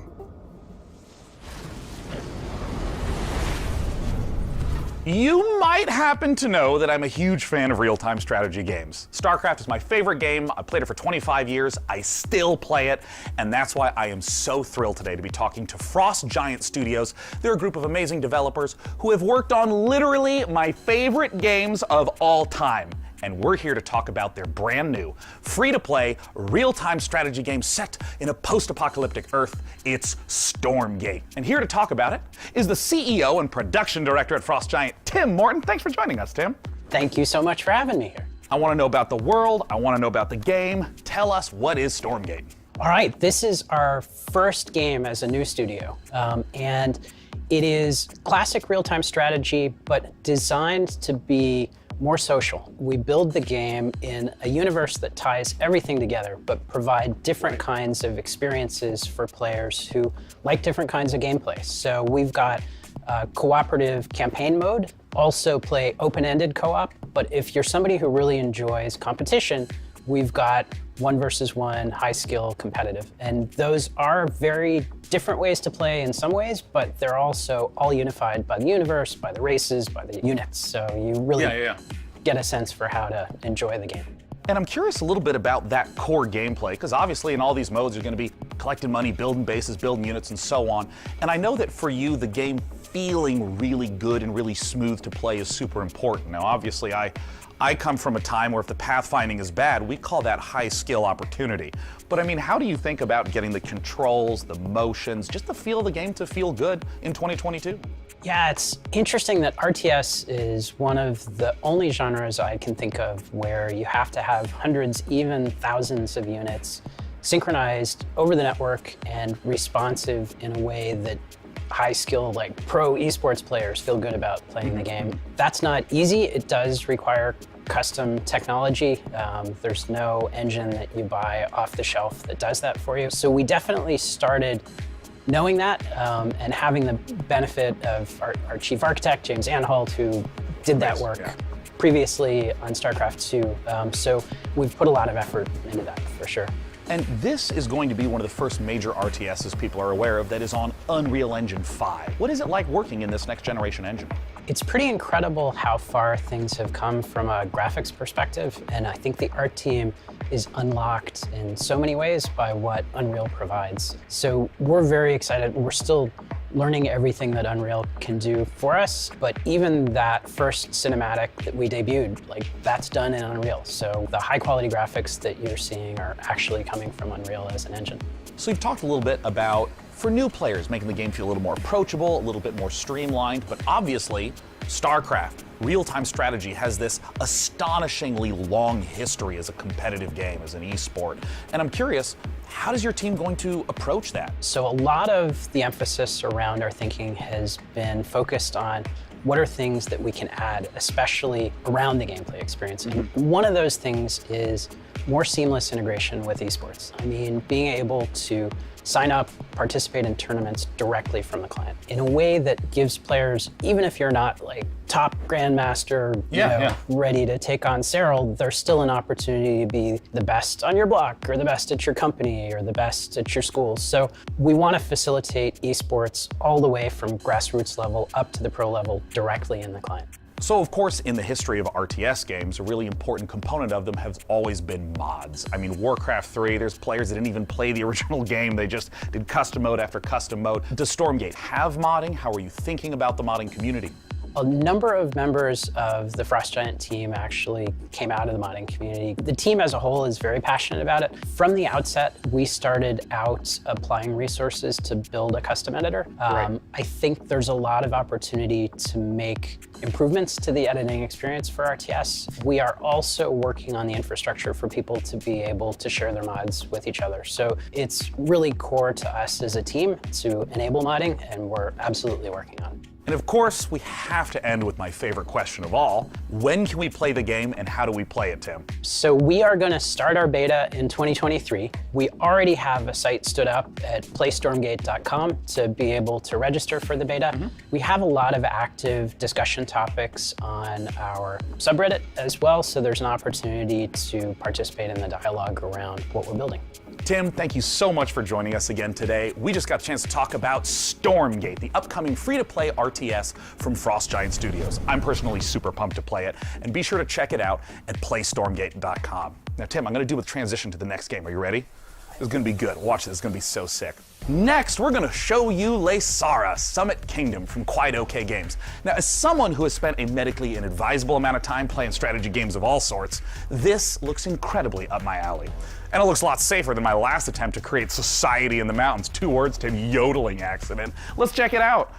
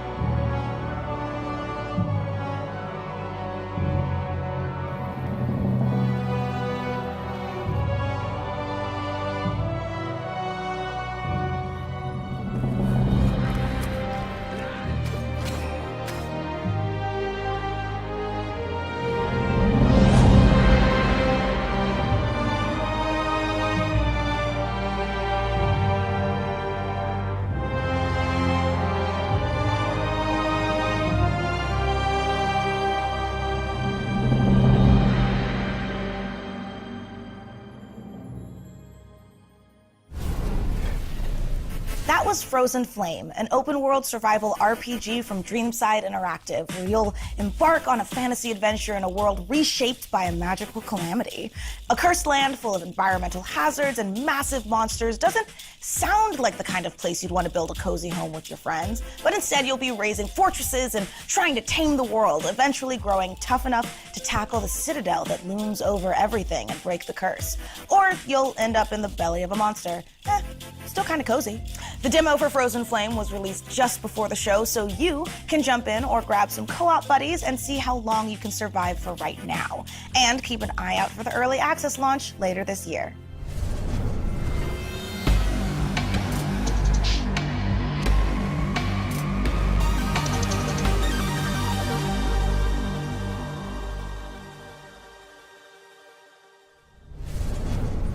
If you could listen to the noise of history, then you would hear by the sounds of the Victorian age that the world changed forever.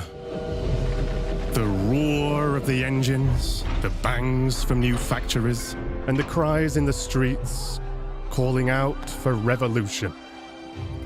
In Victoria 3, we simulate this era, 100 years starting in 1836, and put you in charge of a young society. You will meet the people back then, high and low, over cultures across the globe. They are the beating heart of your nation and form powerful groups with needs and desires. Listen to their calls and let it influence reform, or turn a deaf ear to protect what is proven and stable. Your politics will decide where you want to go, but your economy, how far you'll come. Taxes, production, trade, and construction. Play these cards right, and you can harness the Industrial Revolution to turn your cities into titans. This is the engine you will need on the global stage. Use pacts, threats, and bluffs to secure your place in the sun. Anything done by war can be achieved with diplomacy. But you can decide when push comes to shove.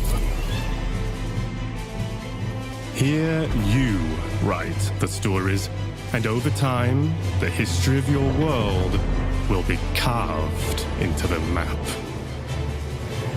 What will your society be like? What is the sound that will echo over continents and be heard over the noise of time as you create your grand tomorrow?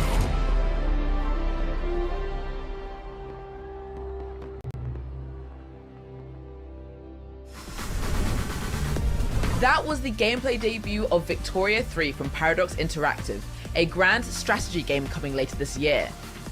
And let us take this moment to let you know you can wish us Victoria 3 by visiting the PC Gaming Show event page on Steam, where you'll be able to find every game featured in today's show. Type pcgamer.com/wishlist into your browser to be taken straight to there. And now on with the show.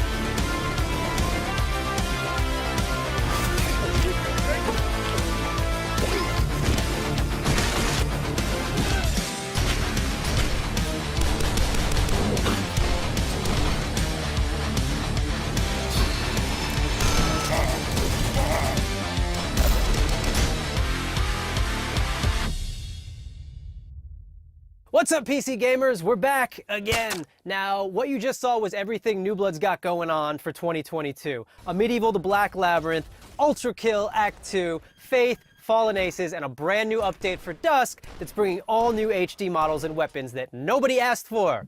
So we're doing it anyway. Now, last year you might have noticed we teased a bunch of games here that we weren't ready to talk about just yet. And we're still not ready to talk about those games.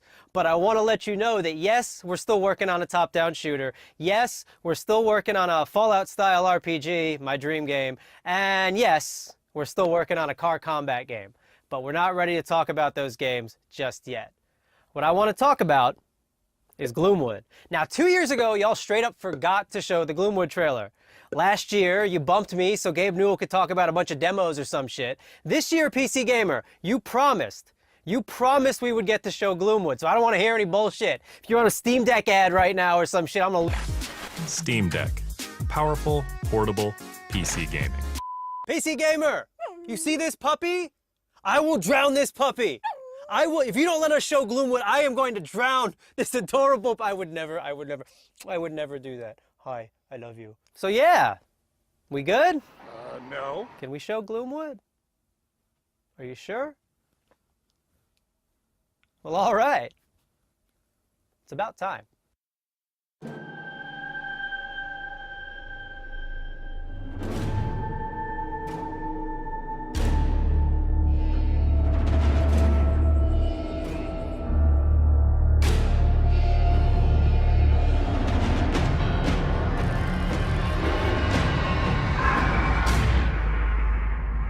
Hello, Doctor. I had hoped for us to meet at my estate. No matter. I can guarantee your safe arrival. A promise few others here can make. The townsfolk are not fond of outsiders. Don't delay.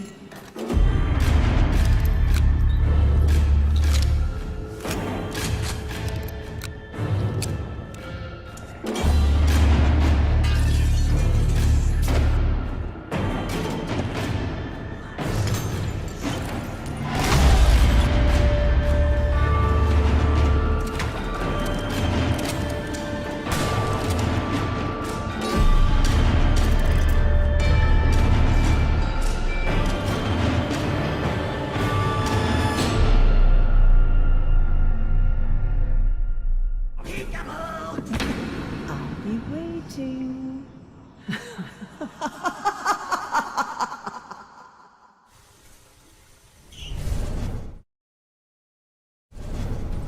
There's only one thing I like more than playing New Bloods games, and that's probably the URLs they make for them. It wouldn't be a PC gaming show without the silliest, most ridiculous website names in human history. Which is why I'm delighted to share that next, we have a group of such games that run the gamut from medieval mayhem to an adorable animal fight club.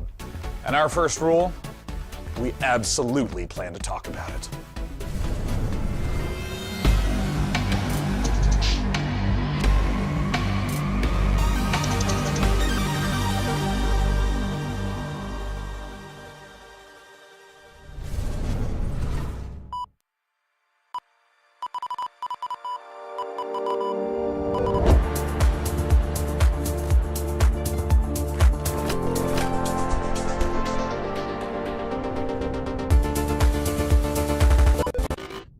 Corrupted what?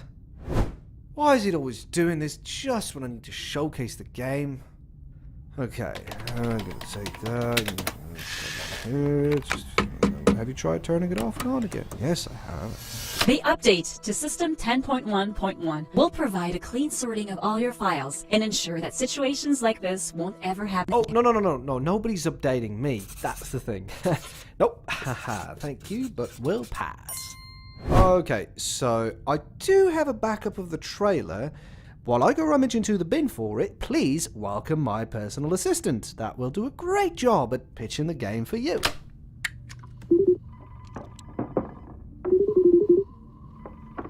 Talk about how cool I am in the story and how funny and witty. You know, just talk about me.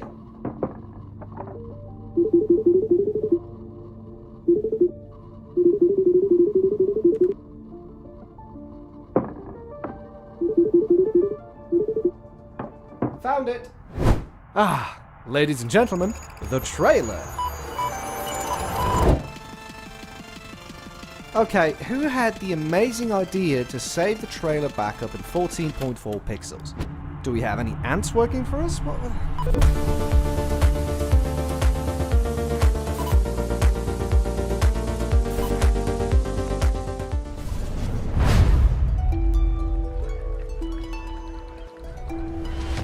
The survival of thy noble family depends on their ability to rule the city, to fight with valor, and to learn. Oh, if only it were that easy.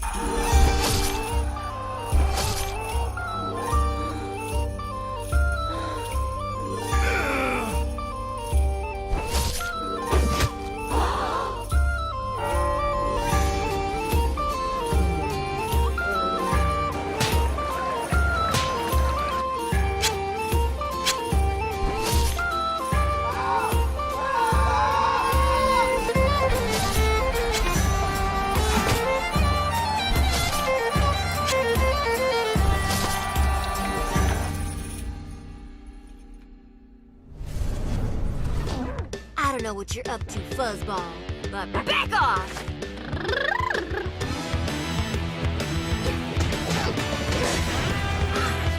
At the end of my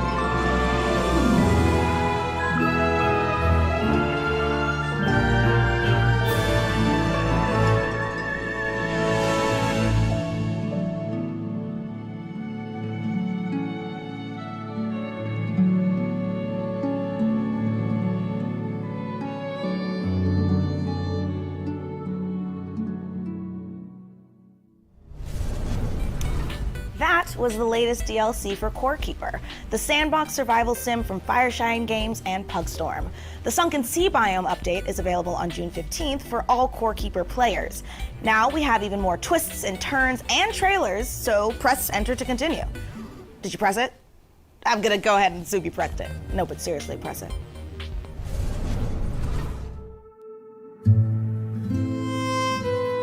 Life can be harsh everywhere, but in the old world, there was no hope of it ever improving. When our crops failed, the ruling class would still collect the same share, leaving our children to starve. And if we had any coin to our name, the taxman would appear, demanding it for the crown. The nobles hid behind the safety of their walls and did nothing when raiders pillaged the outskirts of the city. And so, some of us decided that it was time to leave, that we'd rather take our chances in the wilderness, seeking the promise of a new land, than starve to death in our homeland. The journey wasn't easy. We lost many along the way. This wild, unsettled land offers us the hope of a new start as the masters of our own destiny.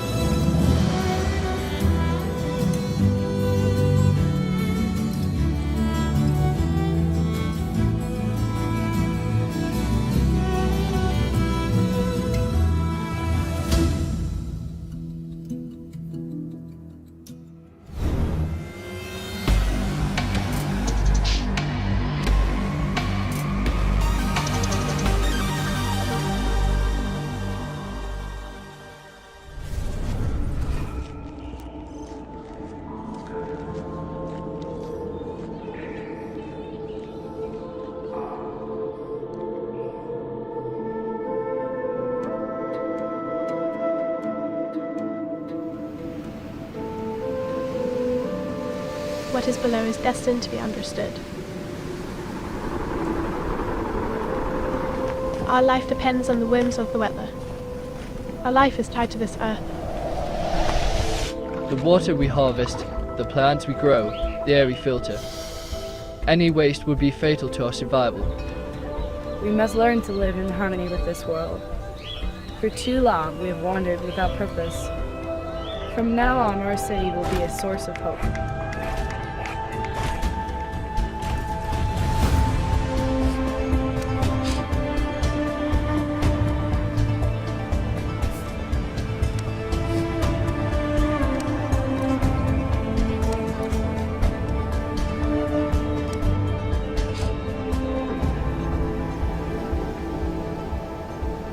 To understand our world, we must explore it. We must find the tablets, the seeds of knowledge that bind all the elements together. To build our survival. To build our city. To live happily.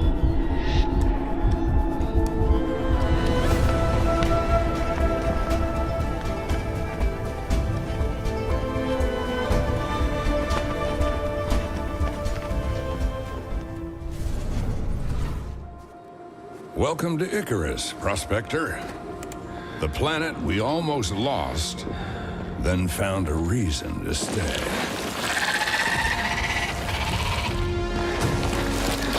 Take it from me, this place wants you dead. But we've made progress, learned the lay of the land, how to use Icarus to our advantage. Our friends at the UDA are offering up a slice, a whole new terrain. If you learn, build, and survive, maybe, just maybe, there's a future here.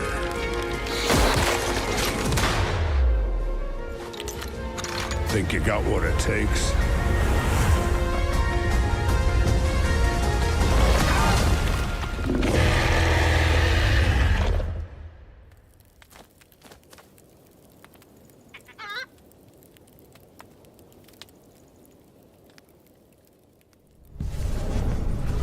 In the rich tapestry of the PC gaming community, modders are one of the most inspiring subcultures. In fact, some of the most popular genres today started as PC gaming mods.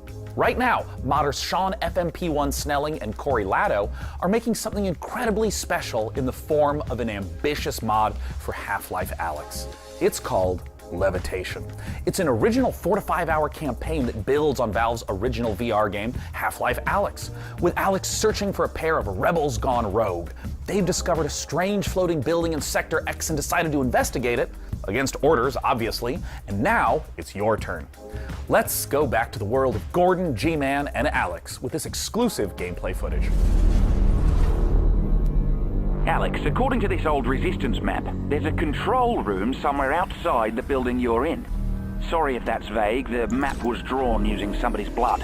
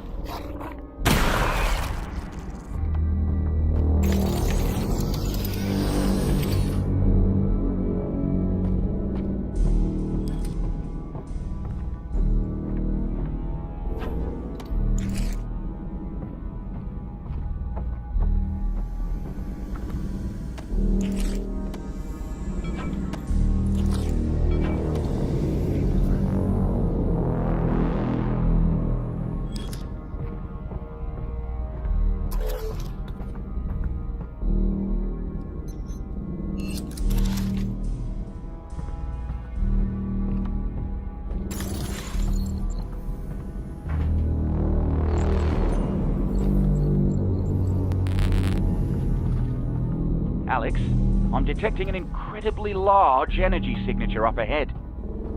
It's probably Gordon Freeman, and not anything bad at all. Definitely, probably Gordon Freeman.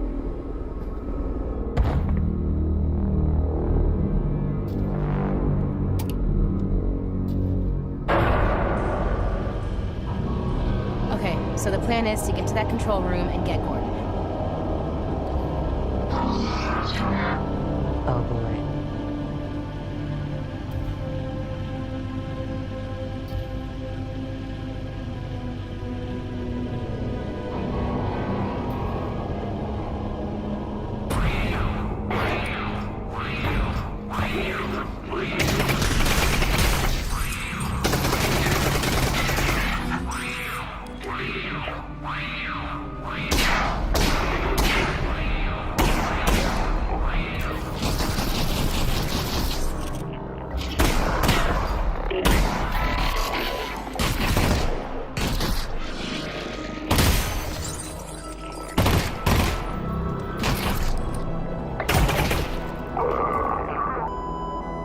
Crowded down here, Russ.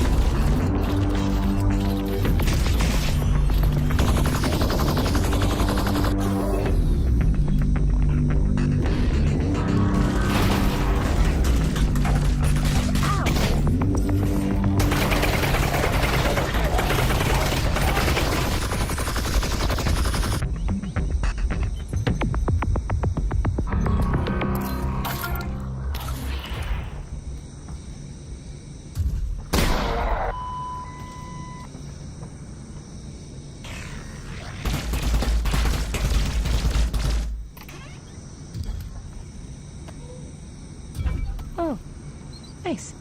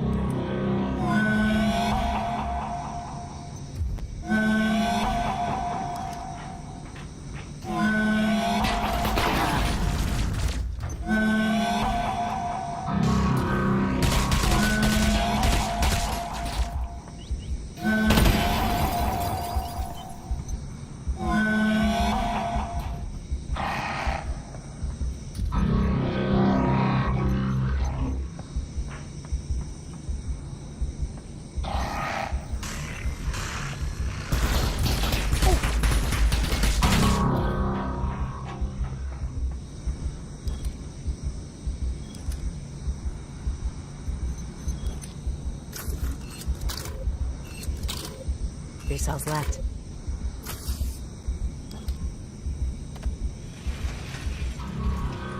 Oh boy.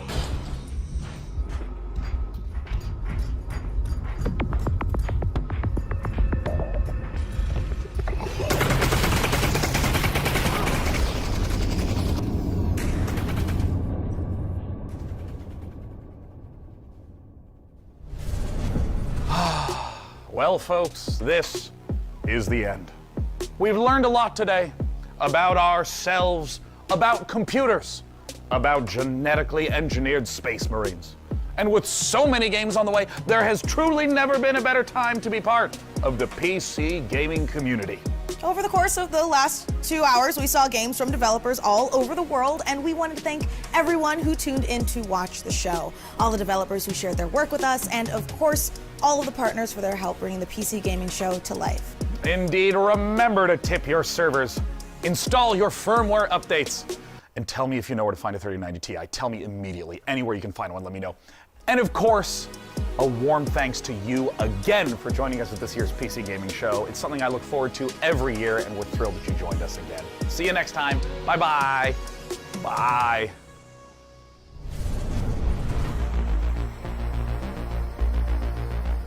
This is the official PC Gaming Show 2022 pre-show. It's the live show before the pre-recorded show. Go to the start. Make sure you're staying hydrated. Replenish your potions and let's do it again. This is the first time. But before I spiral further into my concerns, here's even more. All right, one more time. You just saw Demon School from Welsh developer. You want perfect? Watch this. Chart. So now they're all rested up. Let's enjoy a slice of that cyberpunk life. Experience we skipped the whole line. We accidentally the whole line. We have come to the end of our show at long last. With so many, I saw my spit fly out, and I hope I didn't get you, man. Oh, good. And also, I ate a Snickers, so I want to make sure there's no just chocolate in my teeth.